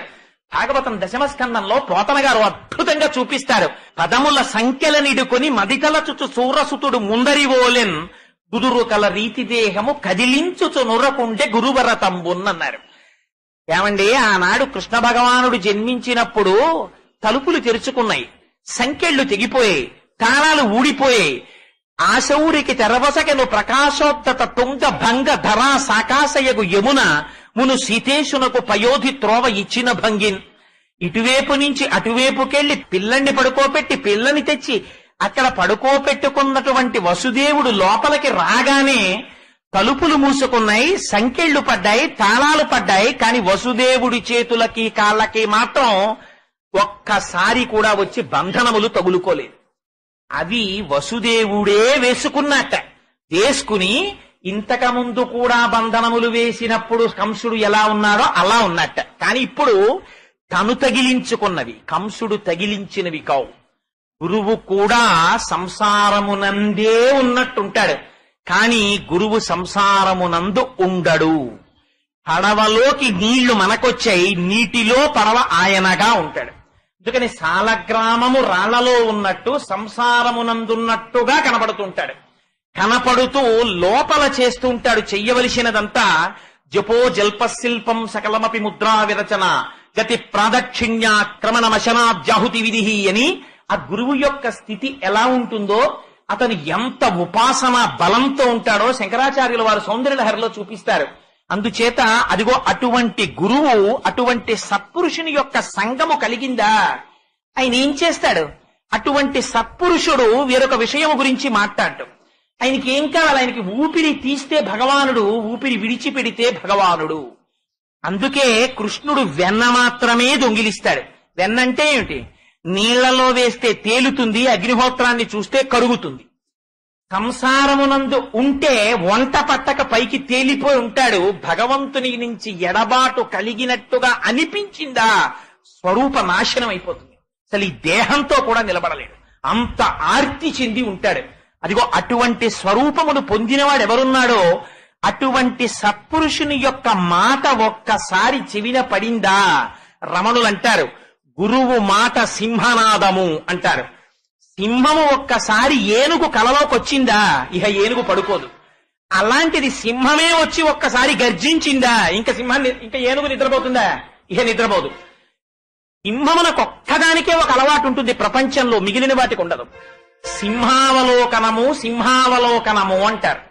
సింహము పరాక్రమము చేత అన్ని జంతువుల కన్నా శక్తివంతమైనది. సింహం జూలు నుంచి వచ్చే వాసన, సింహము నడక, సింహము టీవీ, సింహ గర్జన వింటే చాలు, సింహపు పాద ముద్ర చూస్తే చాలు పారిపోతాయి జంతువులు. అలాంటి సింహం ఎప్పుడూ కూడా నేనింతటి దాన్ని అని అహంకారంతో వెళ్ళదు. 10 అడుగులు వేస్తుంది, వెనక్కి తిరిగి ఒకసారి చూస్తుంది, చూసి కలయ తిరిగి చూసుకుంటుంది, మళ్ళీ 10 అడుగులు వేస్తుంది, మళ్ళీ వెనక్కి తిరిగి చూస్తుంది. ఈ సింహావలోకనమన్న అలవాటు ఎవరికి ఉంటుందో తెలుసా అండి? ఒక్క గురువులకుంటుంది. వారు ఇంతటి వారని ఎంతమంది అన్నివ్వండి, నా నడతలో నా నడకలో ఇటువంటి పొగట్టల చేత ఎక్కడైనా భంగపాటు వస్తోందా, అహంకారం వస్తోందా అని ప్రతి క్షణం ఆగి వెనక్కి తిరిగి చూసుకుంటూ ఉంటారు గురువులు. అటువంటి సత్పురుషుడితోటి ఒక్కసారి సాంగత్యం వచ్చిందనుకోండి, అటువంటి మహాపురుష సంశ్రయణము కలిగిందనుకోండి, కలిగితే ఏమవుతుంది? సత్సంగత్వే నిస్సంగత్వం. ఆయన ఏం మాట్లాడతాడు? ఆయన ఎప్పుడు మాట్లాడినా ఆయన కేవలము మాట్లాడేది భగవత్ సంబంధమైన విషయమును మాత్రమే మాట్లాడతాడు. మాట్లాడితే ఏమవుతుంది? ఎన్ని పుస్తకాలు చదివినా రానటువంటి విషయములు ఒక సత్పురుషుడితోటి కలిసి సహజీవనం చేస్తే వస్తాయి. కానీ ఎంతటి వారవనివ్వండి, ఎంత సత్పురుషులతో కలిసి తిరిగినప్పటికీ కూడా మారని వారు ఒకరు ఉండొచ్చు, కానీ సాధారణంగా తక్కువ.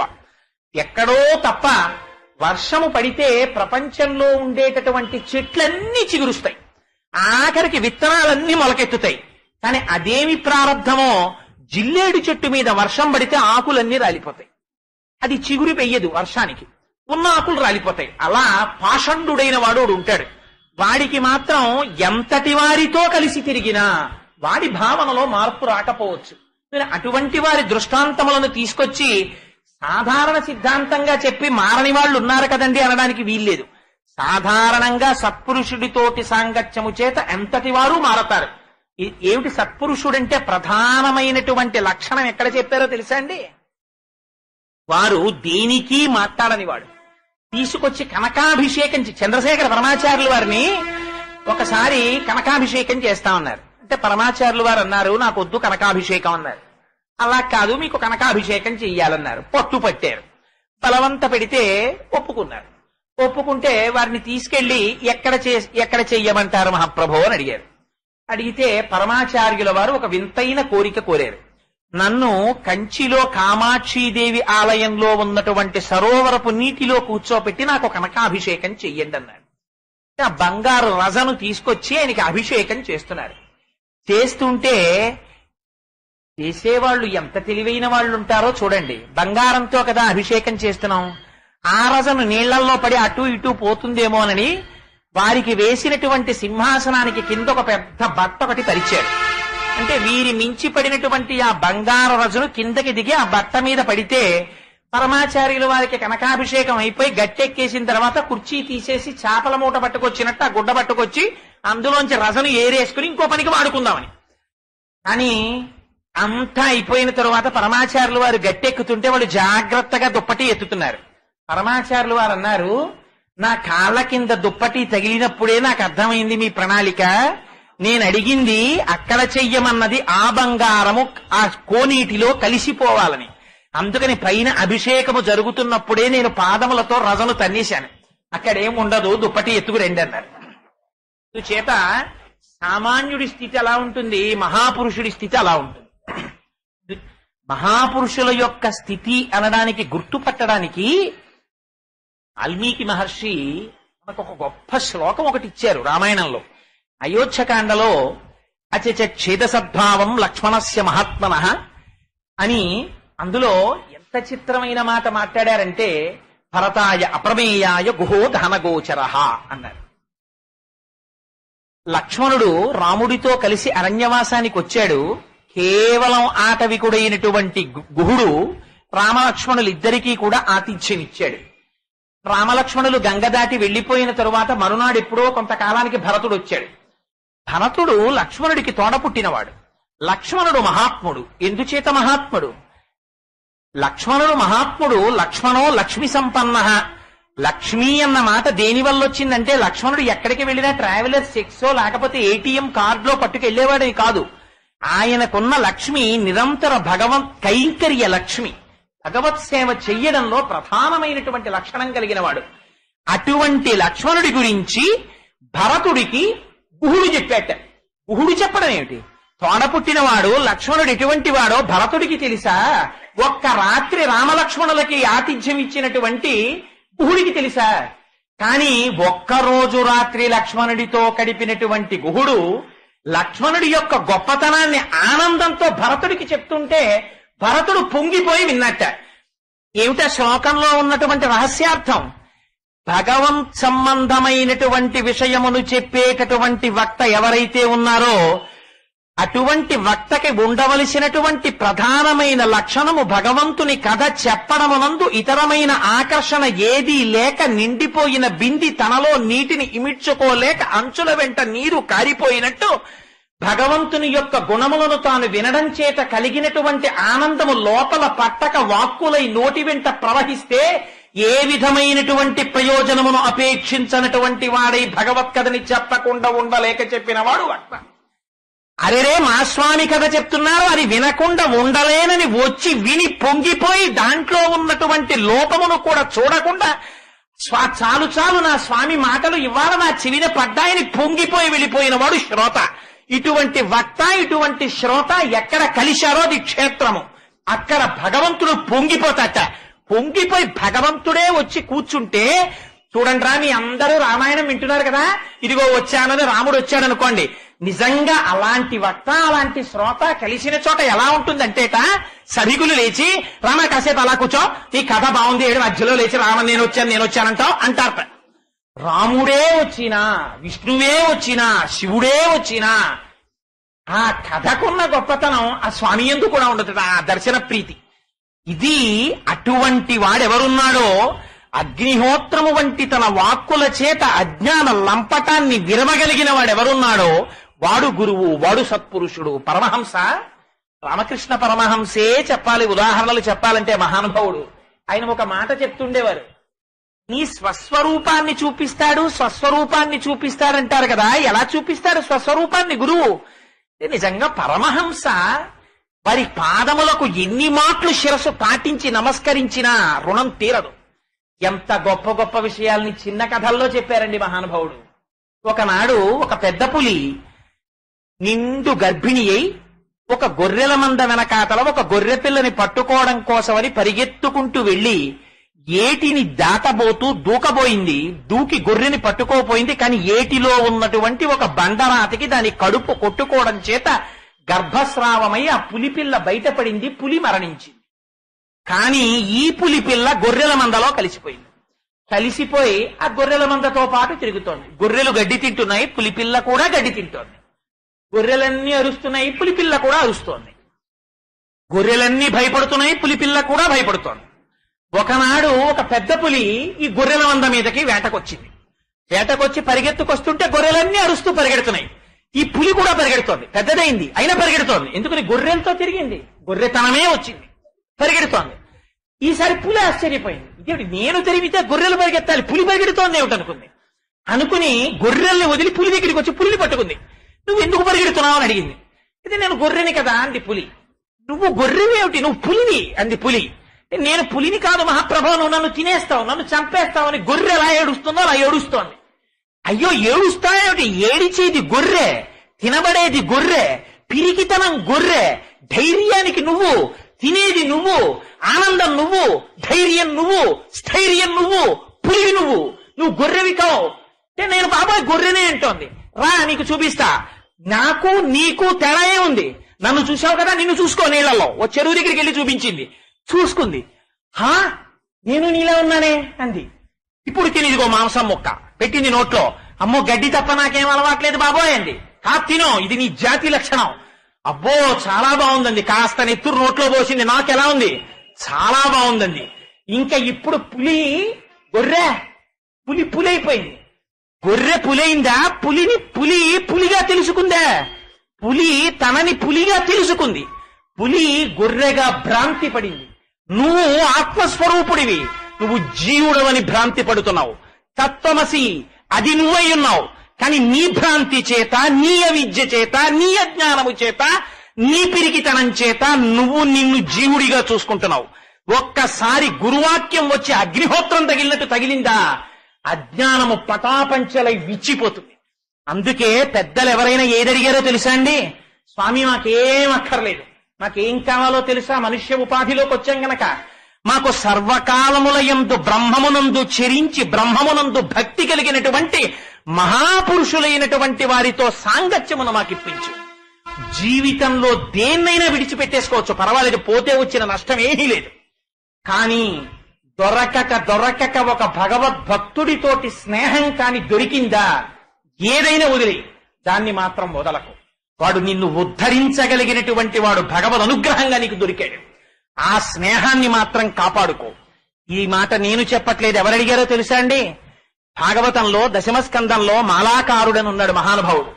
ఆ మాలాకారుడింటికి, సుధాముడింటికి భగవానుడు కృష్ణుడు బలరాముడితో కలిసి తనంత తానుగా వెళ్ళాడు. వెళ్ళి, సుధామా నాకు పూలమాలలు ఇస్తావా అన్నాడు. చేసేది ఎవరికి సేవ చేస్తున్నాడు? కంసుడికి సేవ చేస్తున్నాడు. మాలలు అల్లేది ఎవరికి అల్లుతున్నాడు? కంసుడికి అల్లుతున్నాడు. ఉన్నది ఎవరి రాజ్యంలో ఉన్నాడు? కంసుడి రాజ్యంలో ఉన్నాడు. కానీ లోపలెవరిని ఆరాధిస్తున్నాడు? భగవానుణ్ణి ఆరాధిస్తున్నాడు. నువ్వు మనస్సుకి కట్టుబడి ఉండొచ్చు, సంసారమునందు ఉండొచ్చు, కానీ భగవంతుడికి నువ్వు నిజాయితీతో విధేయుడవై ఉండిన నాడు నీకు భయం ఎక్కడుంది? కృష్ణుడు వచ్చి కూర్చున్నాడు, నాకు తెలుసు నువ్వు పరాత్పరుడవు అన్నాడు. అని ఆయన మెడలో పుష్పహారములు వేసి ఆయన పాదముల మీద పుష్పములుంచి పొంగిపోయాడు. కృష్ణుడు అన్నాడు, సుధామా నీకేం కావాలో కోరుకో అన్నాడు. ఈ పద్యం పెద్దలైన వారు కూడా పూజలో కూడా విజ్ఞాపన చేసుకుంటారు. ఏమడిగాడో తెలుసా అంటే, మాలాకారుడు ఆ రోజున నాకు వంశమి, నాకు పిల్లల్ని, నాకు ఐశ్వర్యమి, నాకు 12 బంగళాలి, నాకు పెద్ద ఉద్యోగమి ఇవడగలేదు. నాకు కావలసింది ఏమిటో తెలుసా తండ్రి? నీ పాద కమల సేవయు నీ పాదార్చకులతోడి నియ్యం నితాంతాపార భూతదయయు తాపసమందార నాకు దయసేయగదే అని అడిగాడు. నేను బ్రతికున్న నాళ్లు, ఈ ఉపాధిలో ఊపిరున్న నాళ్లు ఈ శరీరము దేనికి ఉపయోగపడాలి?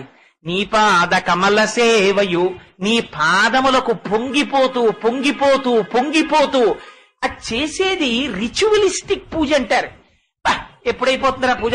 7:30 అయిపోయింది, ఇవాళ శనివారం, సుప్రభాతం చెయ్యాలి, ఇదో అలవాటు పెట్టుకున్నాను, దిక్కుమాలిన అలవాటు, విష్ణు సహస్రం ఒకటి చెయ్యాలి, ఇంకా అరగంట పట్టేస్తుంది, అవతల ఆఫీస్కి వెళ్ళాలని చెప్పి అక్కడ కూర్చుని ఇంకా ఆ విష్ణు సహస్రం ఏమిటో శ్రీ మహావిష్ణువే విన్నా ఆయనకు అర్థమవుతుందో నాకు అనుమానం. విశ్వం అన్న మాట ఒకటే మనకు అర్థమవుతుంది. విశ్వం విష్ణు పుష్కారభూత భవ్యభద్రవం. మళ్లీ వాడు ఊపిరి తీసేటప్పటికి 2 నిమిషాల్లో మనం ఆలిగది సాంగీ శంకీ చక్రీ శ్రీమానారాయణ విష్ణువాసు భ్రష్టరు. అమ్మయ్య వీడు వెళ్ళిపోయాడు అంతే చాలని భగవానుడు కూడా బెంగబెట్టేసుకునేటట్టు ఏడ్చాడా? ఆయనకేం లోటా నువ్వు చదవకపోతే? అందుకే పెద్దలు అన్నారు, నీకంత టైం లేకపోతే అలా నువ్వు కంగారు పడిపోయి అయ్యో సహస్రం చదివేశానని అలా దిక్కుమాలిన చదివేం చదివేయక్కర్లేదు. నీకు అంత టైం లేకపోతే, పెద్దలకి తెలుసు మన సంగతులు వాళ్ళకి. అందుకని మనకి ఎలా క్లాసుల్లో అన్ని క్వశ్చన్లు చదువుకోలేని వాడికి కొన్ని పాఠాలు చదువుకోవడం, అన్ని పాఠాలు చదవలేని వాడికి కొన్ని క్వశ్చన్లు చదువుకోవడం, అన్ని క్వశ్చన్లు చదవలేని వాడికి గెస్ క్వశ్చన్లు చదువుకోవడం, అవి చదువుకోలేని వాడికి బిట్ పేపర్లో ఆన్సర్ చేసుకోవడం, అది లేని వాడికి ఇన్విజిలేటరే చెప్పుకోవడం, ఇంకా చేత కాకపోతే ప్రభుత్వం మోడరేషన్ ఇచ్చుకోవడం, ఇంకా కాకపోతే ఇన్స్టెంట్ పెట్టుకోవడం, ప్రభుత్వ గిఫ్ట్ గా అందరినీ పాస్ చేసేయడం. ఇలా వచ్చినట్టే భగవానుడు కూడా పాపం ఎన్ని బైపాసులు ఇచ్చాడో. శ్రీరామ రామ రామే తిరమే రామే మనోరమే సహస్రనామ తత్తుల్యం రామనామ వరాననే. పోన్లేరా బాబు అలా వనమాలిగిరి సంగీ శంకీ చక్రీ సనందకి మాత్రం చదవకు. శ్రీరామ శ్రీరామ శ్రీరామ అని భక్తితో అనరా. నువ్వు ఏది చేసినా భక్తితో చెయ్యి.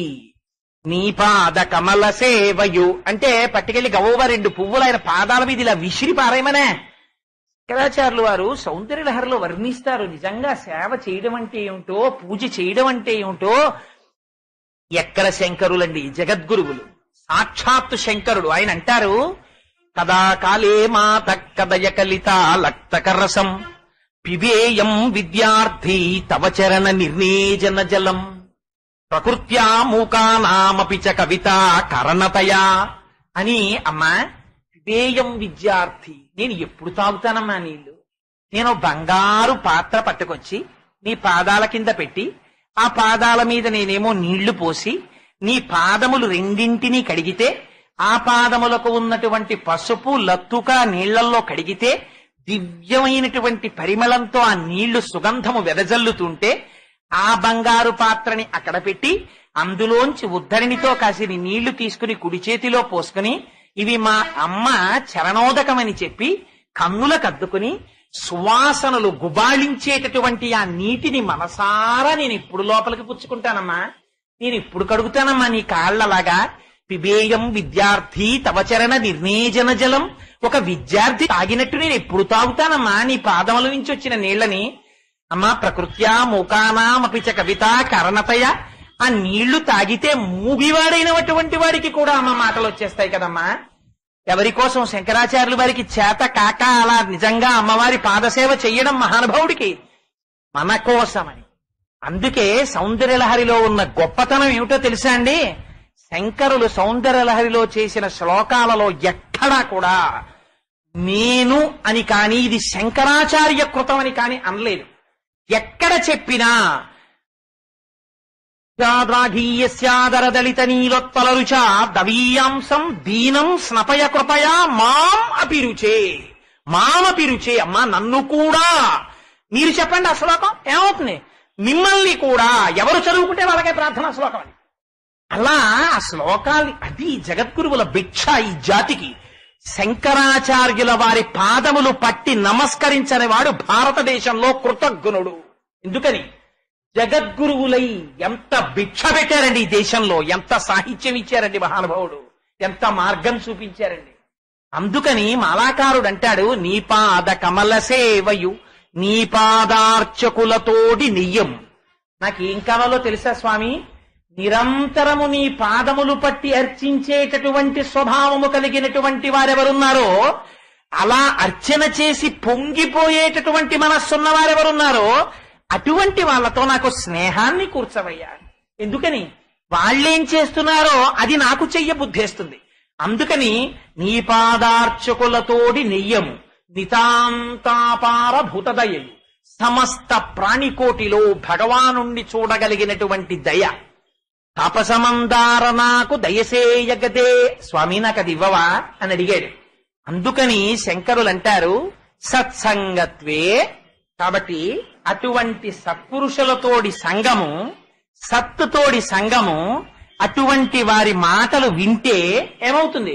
నిస్సంగత్వం, సంగము పోతుంది. దేనితో సంగము పోతుంది? ఇప్పటి వరకు దేనితో ఉందో అది పోతుంది.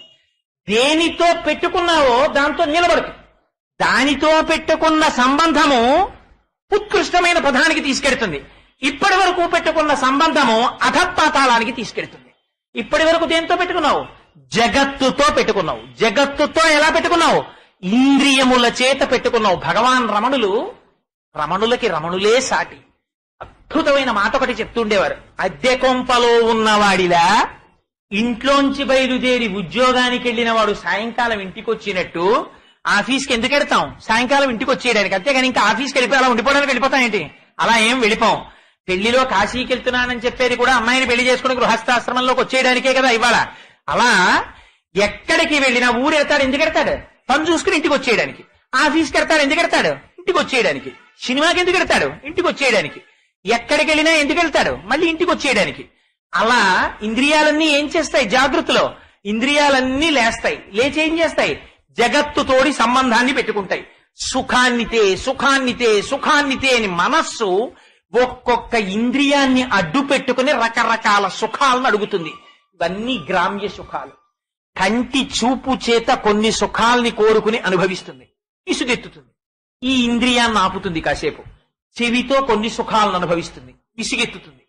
వాసనతో కొన్ని సుఖాలను అనుభవిస్తుంది, విసిగెత్తుతుంది. నాలుకతో కొన్ని సుఖాలను అనుభవిస్తుంది, విసిగెత్తుతుంది.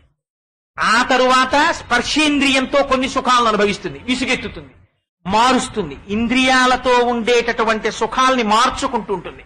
మార్చుకుంటూ జగత్తుతోటి సంబంధాన్ని పెట్టుకుని ఏం చేస్తూ ఉంటుంది? అనుభవించిన సుఖాన్నే అనుభవిస్తూ ఉంటుంది. అనుభవించి ఈ సుఖాలని చెప్పబడినటువంటి సుఖములేవి సుఖములు కావు, దుఃఖము యొక్క అభాసలు, దుఃఖము యొక్క నీడలు. అందుచేత చిట్ట చివర ఎలా వెళ్ళిపోతాడు? దుఃఖముతోనే వెళ్ళిపోతాడు. అలా వెళ్ళిపోవడం ఇంద్రియములకు నీవు లొంగి ఉండడము చేత. అందుకని ఇప్పుడు ఏం చేస్తావు? ఆ ఇంద్రియములు వెనక్కి తిరుగుతాయి. ఎలా తిరుగుతాయి? మామూలుగా తిరగమంటే తిరగవవి. కన్ను చూడకూడని దాన్ని చూడడమే అలవాటుగా పెట్టుకుంటుంది, చెవు వినకూడని దాన్ని వినడమే అలవాటు చేసుకుంటుంది. ఎందుకంటే లోపల మనస్సు అలా అలవాటు పడింది. ఇప్పుడేమైంది? ఆ మనస్సు తిరగబడింది. ఎందుకని? కొట్టడం వచ్చిన వాడు వచ్చాడు ఇన్నాళ్ళకి. తాబేల్ని పట్టుకుని మీరు దెప్ప మీద ఎంత కొట్టండి, ఆ తాబేలు మరణిస్తుందా? మరణించదు. తెలిసిన్నవాడు వచ్చాడు, వాడు ఏం చేస్తాడు? ఆ తాబేల్ని తిరగేస్తాడు. తిరగేసో దెబ్బ కొడతాడు, ఏమవుతుంది? చచ్చిపోతుంది. అందుకని ఇప్పటి వరకు మనహ మనహ మనహ మనహ, మనస్సు తృప్తి పడిపోతుంది అమ్మయ్యా అని చెప్పి మీరు మనస్సు కోరుకున్నవన్నీ పట్టుకొచ్చి ఎన్నింటిని ఇచ్చేయండి. జగత్తుతో పెట్టుకున్న సంబంధంతో మీరు ఎన్ని రకాల సుఖాల్ని తీసుకొచ్చి మనస్సుకు పోసేసేయండి. అగ్నిహోత్రంలో నెయ్యి పోసి చల్లార్చినట్టే. దూర్జటి తల కొట్టుకుని గుండెలు బాదుకుని ఏడ్చాడు కాళహస్తీశ్వర శతకంలో. రోషీరో యదు కామిని జనుల తారుణ్యో రుసౌఖ్యంబులన్ బాసీబాయదు పుత్రమిత్రధన సంపద్భ్రాంతి వాంఛాలతల్ కోశీ కోయదు నామనంబకట నీకున్ ప్రీతిగా సత్క్రియల్ చేసి చేయదు దీని త్రుళ్ళనచవే శ్రీకాళహస్తీశ్వర అంటాడు. ఈ ఇంద్రియములు వెనక్కి తిరిగి మనస్సులోకి లయమై, ఆ మనస్సులోకి లయమైనటువంటి ఇంద్రియములు ఆ మనస్సు సత్వగుణంతో ప్రచోదనం చేయబడి సత్పురుషుల యొక్క వాక్కులు వినడం చేత ఆ ఇంద్రియముల యొక్క స్థితి జగత్తుతోటి సంగము భగవంతుడితోటికి మారిందనుకోండి. కేవలము మనస్సే బంధమునకు కాని మోక్షమునకు కాని కారణమవుతుంది. ఇప్పుడు ఆ ఇంద్రియములు ఎటు తిరుగుతాయి? భగవంతుడి వైపుకి తిరుగుతాయి. ఇప్పుడు ఏమంటాడు? నీ పద్యావళులకించు చెవులున్ నిన్నాడు వాక్యంబులన్ నీ పేరన్ పనిచేయు హస్తయుగమున్ నీ మూర్తిపై చూపులున్ నీ పాదంబుల పొంతమృక్కు శిరముల్ నీ సేవపై చిత్తముల్ నీపై బుద్ధులు మాకు నిమ్ము కరుణన్ నీ రజపత్రేక్షణ అంటాడు. ఇదే ప్రహ్లాదుడు అద్భుతంగా చెప్తాడు. కమలాక్షు నర్చించు కర్రములు కర్రములు శ్రీనాథు వర్ణించు జింహ జింహ సురరక్షకుని చూచు చూట్కులు చూట్కులు శేషసాయికి మృక్కు శిరము శిరము విష్ణునాకర్ణించు వీనులు వీనులు మధువైరిద విలిన మనము మనము భగవంతు వలగొను పదములు పదములు పురుషోత్తముని మీది బుద్ధి బుద్ధి దేవదేవుని చింతించు దినము దినము చక్రహస్తుని ప్రకటించు చదువు చదువు కుంభినీదవు చెప్పెడి గురుడు గురుడు తండ్రి హరిజేరుమని ఎడి తండ్రి తండ్రి.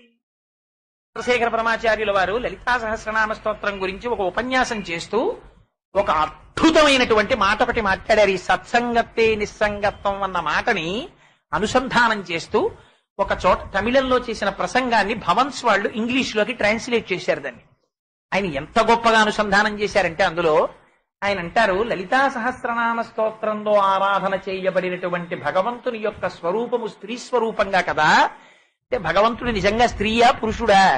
స్త్రీ పురుష నపుంసక మూర్తియును కాక తిరియక్ అమర నరాది మూర్తియును కాక కర్మ గుణభేద సరసత్ప్రకాశి కాక వెనుక నన్నియుతానగు విభుతలంతు.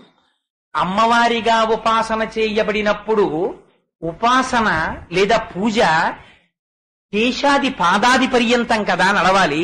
తల దగ్గర నుంచి పాదముల వరకు వర్ణన చెయ్యాలి. కానీ వ్యాస భగవానుడు అలా చెయ్యలేదు.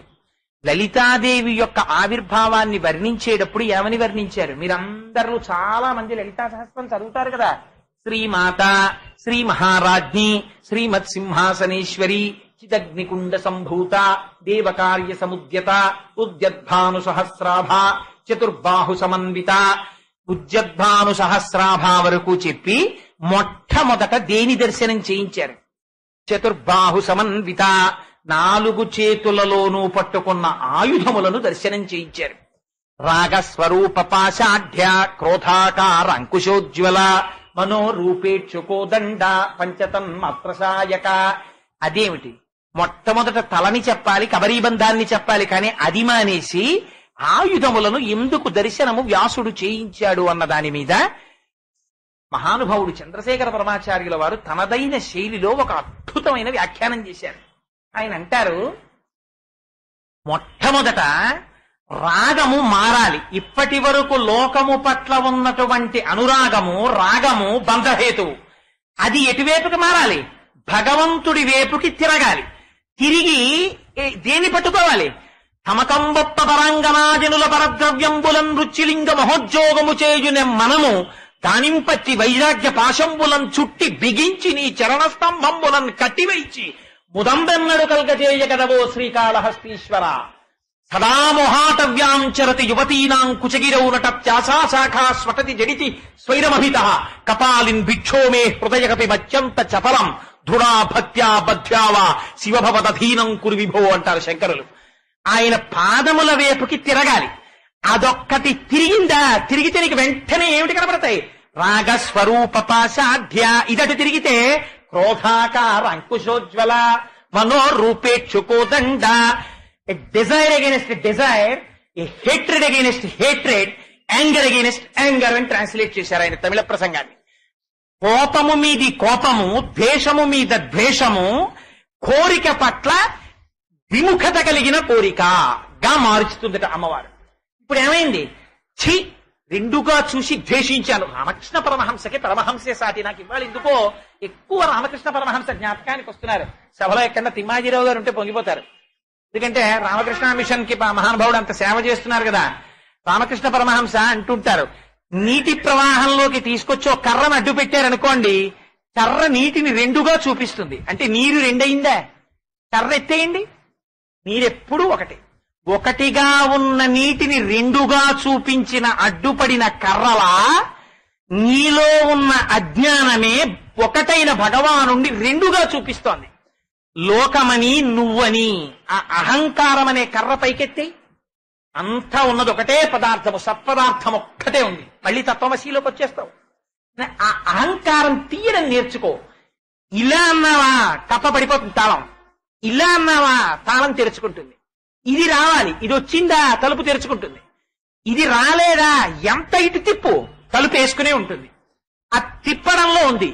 ఆ తిప్పనంత కాలం గడి అడ్డుపడుతుంది. భిజ్యతే హృదయ గ్రంథి చింద్యంతే సర్వసంశయా క్షీయంతే చాస్యకర్మాణి తస్మిన్ దృష్టే పరావరే అంటుంది ఉపనిషత్తు. సరే, అందుచేత చంద్రశేఖరులు అంటారు, ఒకసారి కోపము మీద కోపము. ఏమిటి కోపం? ఎక్కడి నుంచి వస్తోంది? నన్ను ఎందుకు పశువుగా మారుస్తోంది? ఎవరి కోపం అని కోపం మీద కోపగించుకున్నాడా ఉత్తమమైన స్థితికి వెళ్ళిపోతున్నాడు. ద్వేషము పట్ల ద్వేషము రెండుగా నాకు ఎందుకు కనపడుతోంది? లోకం ఉన్నదొకటే పదార్థం, అంతటా నీది, నేను తప్ప వేరొకటి లేదు. నిండి నిబిడీకృతం అయిపోయాను. రమణుల దగ్గరికి వెళ్ళి ఎవరైనా భగవాన్ మీకు ప్రదక్షిణం చేస్తామంటే రమణులు అనేవారు, ఇప్పుడు మీరు నాకు ప్రదక్షిణం చేస్తారా, అది ఎలా కుదురుతుందనేవారు. అంటే వినేవాడికి ఏమిటి అలా అంటారేమిటి అనిపించేది. రెండు ఉంటే కదా ఆ ప్రదక్షిణానికి. చంద్రశేఖర పరమాచార్యులు వారు తిరువణ్ణామలైలో అరుణాచలంలో రమణ మహర్షి ఆశ్రమం ముందు నుంచి ప్రదక్షిణం చేసుకుంటూ వెళ్ళిపోతున్నారు. ఓసారి అక్కడ ఇలా లోపలికి చూశారు ఆయన. ఎందుకని ఆయనకు ఆశ్రమ నియమాలు ఉంటాయి. పీఠాధిపతి కనుక లోపలికి వెళ్ళకూడదు ఆహ్వానం లేకపోతే. రమణులకు రెండు లేవు కాబట్టి లోపలే కూర్చున్నారు. గిరి ప్రదక్షిణం చేసి చంద్రశేఖర్లు వెళ్ళిపోయారు. పరిగెత్తుకుంటూ భక్తులందరూ నాబోటి అమాయకులు వెర్రివాళ్ళు ఏదో ఒకటి అడగవలసిన వాళ్ళు ఉంటారు కదా, వాళ్ళు పరిగెత్తుకుంటూ రమణుల దగ్గరికి వెళ్ళారు. భగవాన్ చంద్రశేఖరుల్ని చూడడానికి మీరు బయటికి రాలేదేం, చంద్రశేఖరులు ప్రదక్షిణం చేస్తూ వెళ్ళారన్నారు. చంద్రశేఖరులు ఒకటి రమణులు ఒకటి అని రెండున్నాయా అన్నారు రమణులు. అది జ్ఞాని యొక్క స్థితి. వాళ్ళకి ఎప్పుడు ఒకటి కనబడుతుంది. మన అదృష్టం ఎప్పుడు రెండు, అంతకన్నా ఎక్కువ మనకు కనబడతాయి.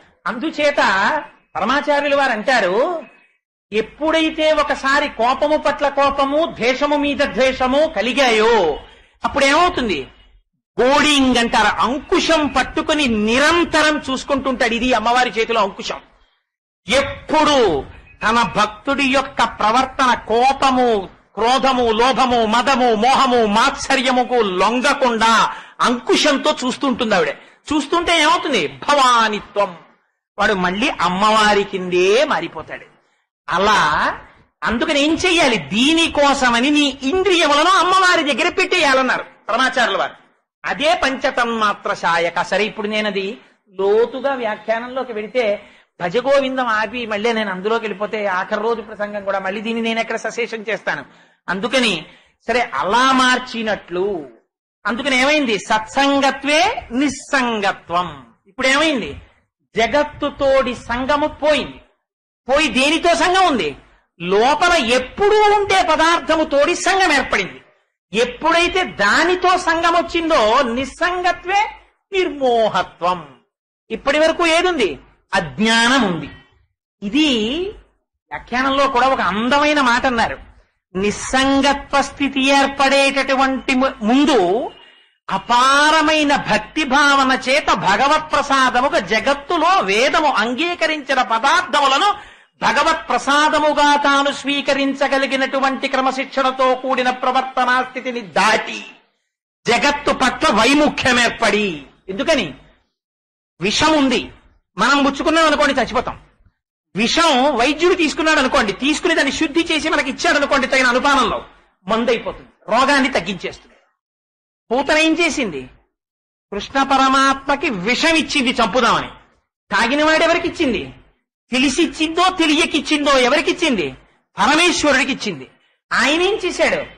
విషధర రిపు గమనునికి విషగల సకునికి మిమ్మల్ని విషసయనునికి విషభవ భవ జనకునికి విషకుచను విషము కొనుట విషమే తలపన్ అన్నారు పోతన గారు. ఒక పెద్ద లెక్క తాగేశాడు ఆయన. ఆయన తాగడం కూడా ఎంత హేళ!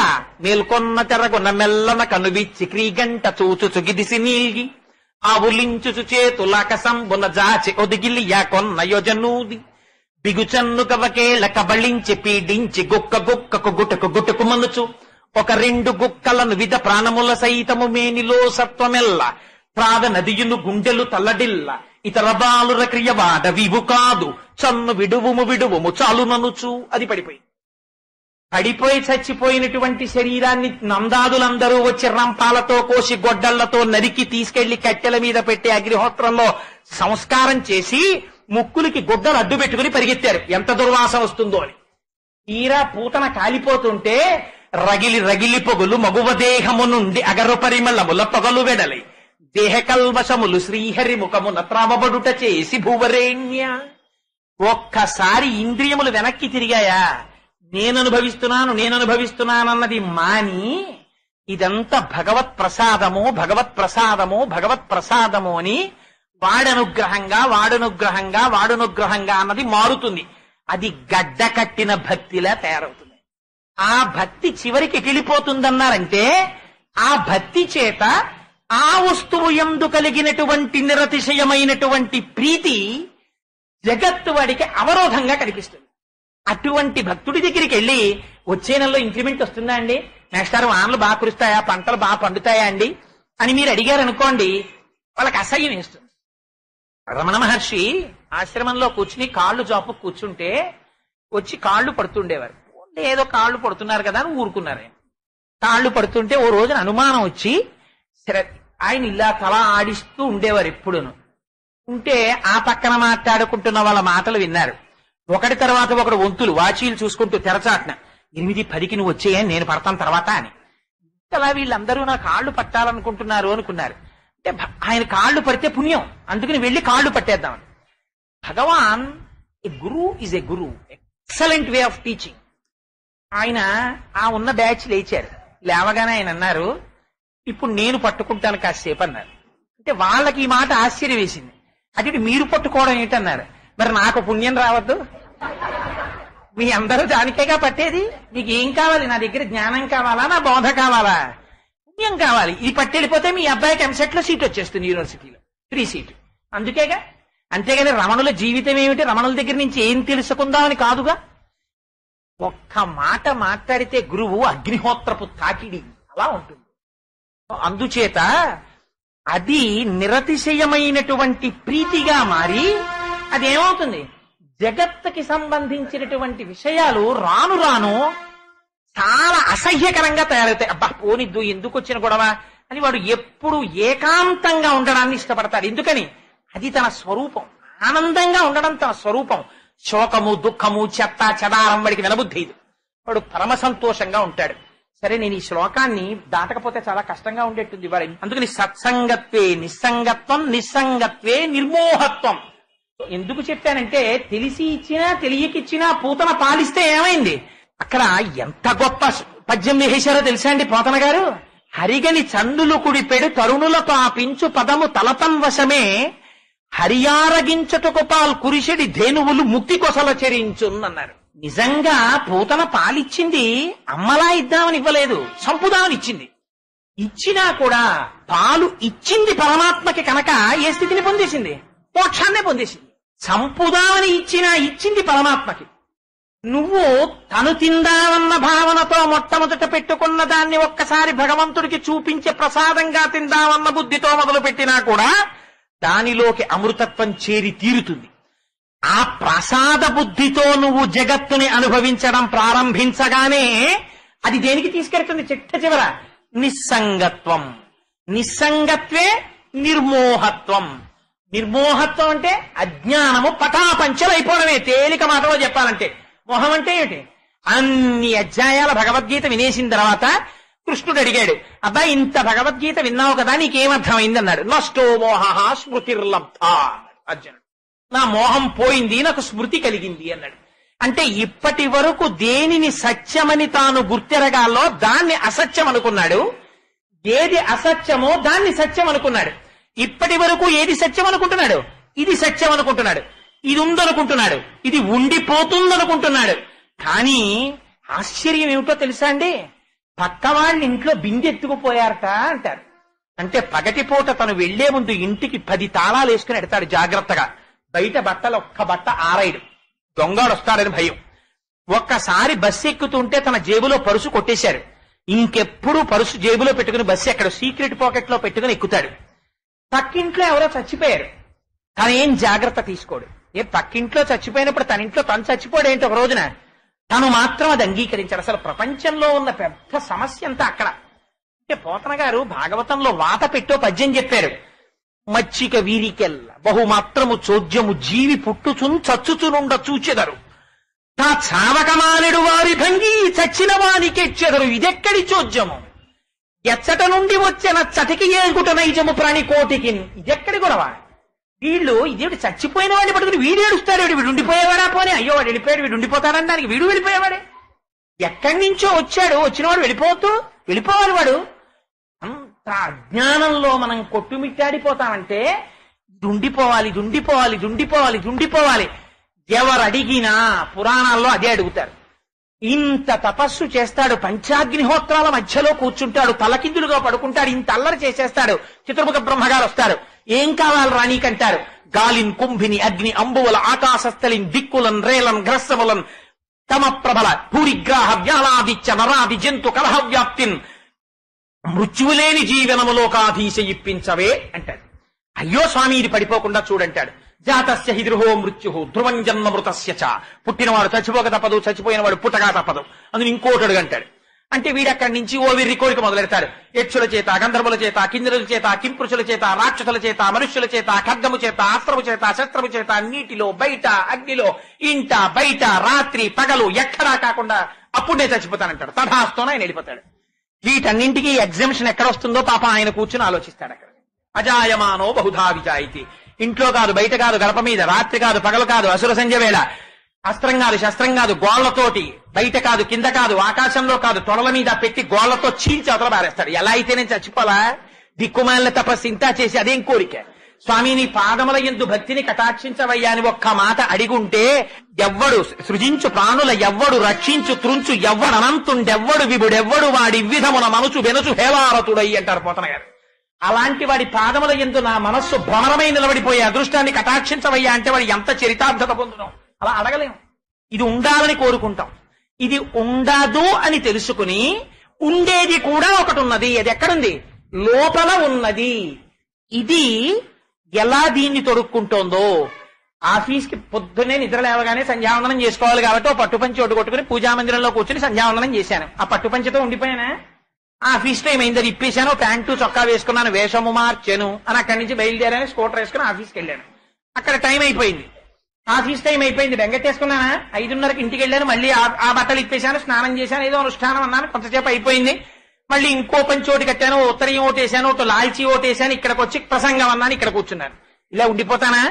ఇంటికి వెడతాను, ఈ పని చిప్పేస్తాను, లుంగి గుడ్డ ఏదో కట్టుకుంటాను, కాస్త పదార్థం తింటాను, రాత్రి పడుకుంటాను, మళ్ళీ పొద్దున్న లేస్తాను, మళ్ళీ క్రియ ప్రారంభం అవుతుంది. అలా ఇదిలా ఉండి ఇది ఎలా అయితే రకరకాల వస్త్రములను ధరిస్తోందో అలా లోపల ఉన్నది వీటిని ధరించుచున్నది రకరకాల శరీరాలను తొడుక్కుంటోంది. ఆ తొడుక్కుంటున్నది పంచిప్పి అవతల పారేసినప్పుడు బెంగట్టేసుకుంటానా, ఇప్పేస్తానంతే. అలా నాటకం వేయడానికి ఎడతాడు, గొప్ప పాత్ర ఇచ్చారు, ఆ పాత్ర పోషిస్తూ ఉంటాడు, పొంగిపోతాడు తనకి తాను, ప్రేక్షకులందరూ పొంగిపోతారు, తను కూడా తాదాత్మ్యత పొందేస్తాడు, తానే హరిశ్చంద్రుడైపోయినట్టు అయిపోతాడు, పద్యాలు చెప్పేస్తాడు, అంతా అయిపోతుంది, నాటకం అయిపోతుంది. అయిపోయిన తర్వాత ఇంకా తాను హరిశ్చంద్రుడి కింద శ్మశానంలో ఉండిపోతాడా, ఇంటికి వెళ్ళిపోతాడు కోటేశ్వరరావుగా, అంతే. తను ధరించాడంతే, నాటకం అయిపోతే తను కోటేశ్వరరావు. ఆఫీస్కి వెళ్ళాడు ఎంప్లాయీ, మళ్ళీ ఇంటికి వచ్చేసాడు కోటేశ్వరరావు. సంధ్యావందనం చేశాడు ఒక సాధన చేస్తున్న భక్తుడు, మళ్ళీ వెనక్కి వచ్చేసాడు కోటేశ్వరరావు. ప్రవచనానికి వెళ్ళాడు, అక్కడ ప్రవచనం చేశాడు పీఠం మీద కూర్చుని, అయిపోయింది, ఇంటికి వచ్చేసాడు కోటేశ్వరరావు. అలా నువ్వు ఎన్ని వేషాలు వేయి, ఎన్ని పాత్రలు తొడుగు, ఎన్ని శరీరాలు ధరించు, లోపల ఉన్నది ఏదో అది నువ్వు. ఈ పైన వేసిన వేషాలు ఏవి నువ్వు కాదు, ఇవన్నీ మారిపోతుంటాయి.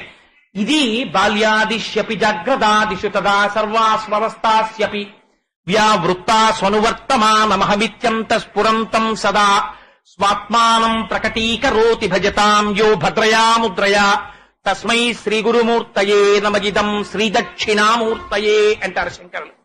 బాల్యమునందు అది ఉంది సాక్షిగా, కౌమారమునందు సాక్షి, యవ్వనమునందు సాక్షి, వార్ధక్యమునందు సాక్షి.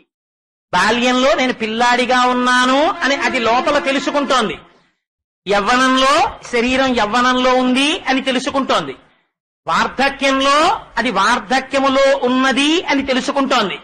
చిట్ట చివర ఇది వెళ్ళిపోతున్నప్పుడు కూడా అది మాత్రం సాక్షిగా ఉండి ఇది వెళ్ళిపోతోంది అన్నదాన్ని చూస్తుంటుంది.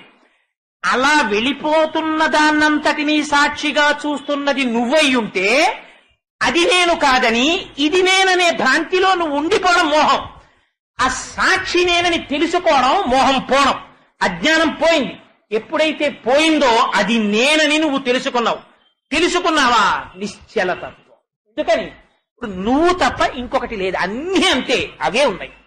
అందులోనే మిగిలినవన్నీ పుట్టాయి. ఆ మట్టిలోంచి మూకుడు పుట్టినట్టు, ఆ మట్టిలోంచి గిన్నె పుట్టినట్టు, ఆ మట్టిలోంచి కుండ పుట్టినట్టు, ఆ చైతన్యములోంచి ఇవన్నీ ఉన్నాయి. ఆ చైతన్యమే ఇన్ని రూపములుగా ఉంది. యథార్థమునకు అది మాయ, ఉన్నది చైతన్యమే అన్న స్థితి వచ్చిందా నిర్మోహత్వే నిశ్చలతత్వం. ఇప్పుడు ఇంకా భయం ఎందుకు? దాని ఎప్పుడు ఉండేవాడిని భగవాన్ దగ్గరికి వెళ్ళి అడిగేవారు, రమణ మహర్షి దగ్గరికి. ఆయనకి సర్కోమా వచ్చింది, చేతి మీద పుండు పుట్టింది, అదొక విచిత్రమైన వ్యాధి. ఆ సర్కోమా గురించి రమణ మహర్షి జీవితంలో రాస్తూ ఒక మాట రాశారు. ప్రపంచంలో ఉండేటటువంటి దారుణాతి దారుణమైనటువంటి నొప్పిని తీసుకొచ్చి ఒక చోట పోత పోస్తే దాని పేరు సర్కోమా. అంత బాధ పెట్టేస్తుంది. మనకి చిన్న వేలు నెప్పెట్టింది అనుకోండి, మనం ఎలాగండి, పూజ ఎలా కుదురుతుందండి, ఆచమనం ఎలా చేస్తామండి, వేలు నొప్పి కదా, అన్నం ఎలా తింటామండి, వేలు నొప్పి కదా, ఆఫీస్కి ఎలా వెళ్తామండి, వేలు నొప్పి కదా, అన్నింటికీ ఆ వేలుతో తాదాత్మ్యం చెందేస్తాం. రమణుల గొప్పతనం ఏమిటో తెలుసా అండి, అది నిశ్చలతత్వం అంటే. ఆయన ఇంత సర్కోమా పుట్టి రక్తం ఇలా కారిపోతుండేది. ఆ చెడు రక్తం తాగడం కోసమని జలగల్ని తీసుకొచ్చి కరిపించారు. కరిపిస్తే ఆ జలగలు నెత్తురు తాగేసి ఊడి రావట్లేదు. ఊడి రాకపోతే కాస్తంత ముగ్గు జల్లి ఆ జలగల్ని పైకి లాగేసి ఆ పక్కన పడేశారు. పడేస్తే నెత్తురు తాగేయేమో ఆ జలగలు అలా పడుకున్నాయి. పడుకుంటే రమణుల జలగల వంక చూసి, ఓహో వీటికి కూడా సమాధి స్థితి తప్పిందే అన్నారు. ఆయనకి 104 జ్వరం వచ్చేసింది. ఒక పక్క చేతిలోంచి ఇలా రక్తం కారిపోతుంటే అన్నారు, భగవాన్ మీకు పుండు పుట్టింది అన్నారు భక్తులు వెళ్ళి. అంటే భగవాన్ అన్నారు, మీ మాటలో ఏదో దోషం కనబడుతోంది. నాకు పుండు పుట్టలేదు, నాకు పుండు ఉండదు, అది చైతన్యం, అది అగ్ని, దాన్ని ఎవరు దహించలేరు, దాన్ని ఎవరు కత్తితో నరకలేరు, దాన్ని తడపలేరు, అది నేను. పుండుకి పుండు పుట్టింది, పుండేది ఇదే ఓ పెద్ద పుండు, ఇది బాధలు పెట్టడానికి వచ్చింది. సుఖమనేటటువంటి రూపము కలిగిన దుఃఖమును అనుభవింపజేయడానికి, కల్తీ లేని దుఃఖమును అనుభవింపజేయడానికి ఇది వచ్చింది. అందుకని ఇది పుండు, ఈ పుండుకి పుండు పుట్టింది. ఈ పుండు మీరు చూసి పుండు అంటున్నారు, కానీ నాకు పుండుగా కనపట్టలేడు. చూశారా, ఆనాడు శమంతకమణి బంగారం పెట్టేదిట, పచ్చ బంగారాన్ని. తామగ్నివర్ణాం తపసాజ్వలంతీం వైరోచనీం కర్మ బలేషు జుష్టాం అంటారు దుర్గా సూక్తంలో. అలా మెరిసిపోతున్న బంగారాన్ని ఆనాడు శమంతకమణి పెట్టినట్టు చూశారా, ఈ శమంతకమణిని ఎర్ర బంగారం పెడుతోంది. ఎలా కారుతోందో ఎర్ర బంగారం అనేవారు. ఈ యోగరతో వా భోగరతో వా సంగరతో వా సంగవిహీన యస్య బ్రహ్మణి రమతే చిత్తం నందతి నందతి నందత్యేవ. Question of practice, question of practical thing. అది వాక్కుల చేత ఆవిష్కరించేది కాదు. అలాంటి స్థితిలో 104 జ్వరంలో సోఫా మించి లేస్తే ఒళ్ళు వణికిపోయి పడిపోతుంటే రమణ మహర్షిని పట్టుకుని ఆయన కాళ్ల మీద పడి భక్తులందరూ ఏడిచారు. భగవాన్ మీరు చచ్చిపోతారేమో అని మాకు భయంగా ఉంది, మమ్మల్ని విడిచిపెట్టి వెళ్ళిపోతారా అన్నారు. ఆ స్థితిలో రమణులన్న మాట ఏమిటో తెలుసా అండి? ఆయన అన్నారు, నేను విడిచిపెట్టి వెళ్ళిపోవడానికి చోటెక్కడుంది, నేను అంతటా నిండి నిబిడీకృతమైపోయిన వాడిని, నేను ఇంకెక్కడికి వెళ్ళను, నేను స్థానుహో, నేను వెళ్ళడానికి ఇంకో చోట్లేదు, నేను అంతా నిండిపోయి ఉన్నాను. అటువంటి నేను ఎక్కడికెళ్తాను? నేను ఎప్పుడు ఇదే స్థితి, పోయేది ఏదైనా ఉంటే ఇది పోతుంది, అది ఉంటుందని నేను ఎప్పుడు చెప్పలేదే.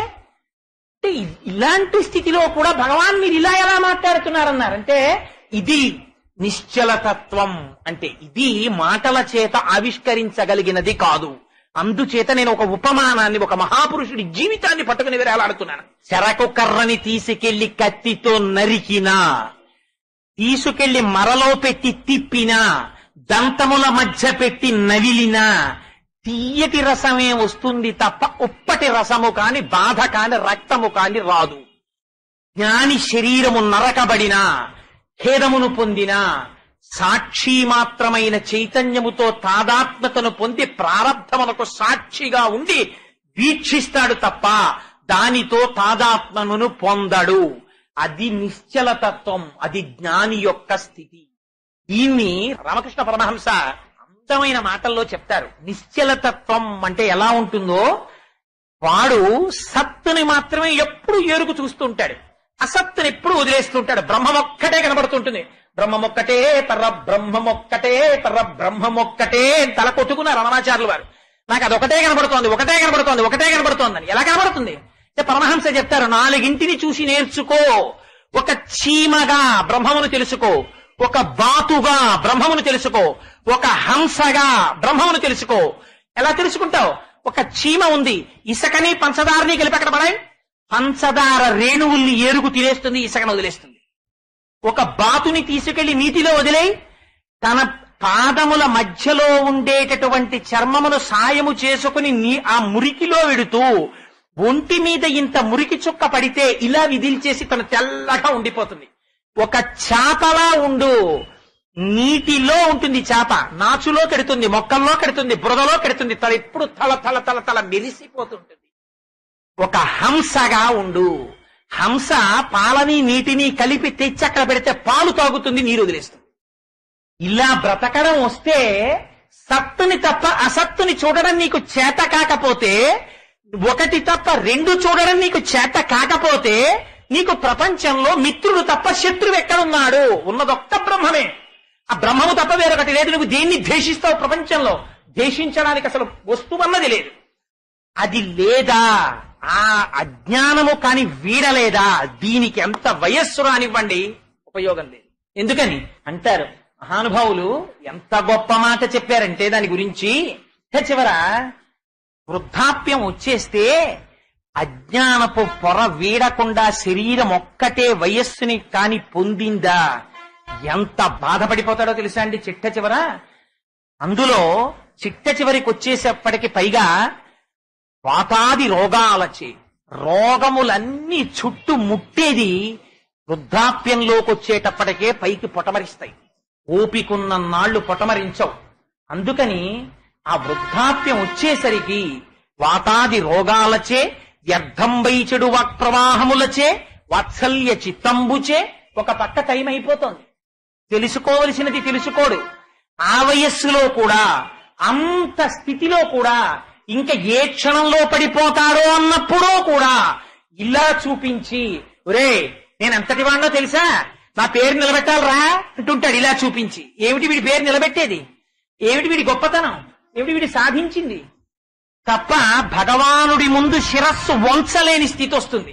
అందుకని వ్యర్థంపై చెడు వాక్ప్రవాహములచే వాత్సల్య చిత్తంబుచే ఆ మనవడేదంటాడు, ఈ మనవరాలేదంటాడు, ఆ కొడుకేదంటాడు, ఈ కొడుకేదంటాడు, ఆ కోడలేదంటాడు, ఈ కోడలేదంటాడు, ఆ కొడుకు ఇంటికి ఎడతాడు, ఈ కొడుకుని చెప్పుతాడు, ఈ కొడుకు ఇంటికి ఎడతాడు, ఆ కోడల్ని తిడతాడు, ఆ కూతురింటికి ఎడతాడు, ఈ అల్లుడిని చెప్పుతాడు. ఎందుకొచ్చింది ఇదంతా? నీకు సంఘమంతా ప్రపంచం మీద ఉండిపోయింది, ఇంకొక అవకాశం లేదు వృద్ధాప్యంలో. అందుకని వ్యర్థంపై చెడు వక్ప్రవాహములచే వాత్సల్య చిత్తంబుచే అర్ధధ్యానముచే మహాభ్రమచతే చిట్ట చివర అన్నింటికన్నా దారుణాతి దారుణం హాస్య ప్రసంగాలచే స్వార్థంబే పరమార్థమై చెడుదురి స్వార్థ ప్రజల్ శంకర. తుదన ఏదో ఒకనాడు ఊపిరాగిపోతుంది. ఏది పనికొచ్చింది నీకు ఇందులో?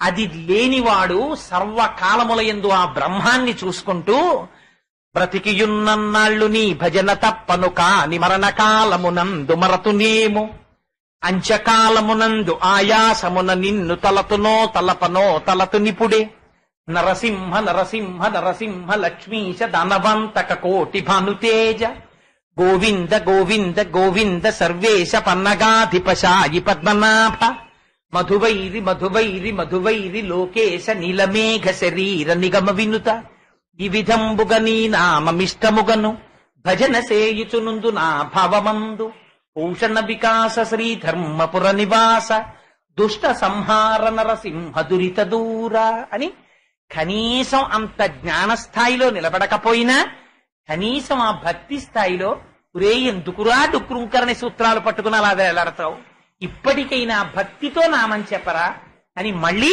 భజ గోవిందం గోవిందం భజ ముఢమతే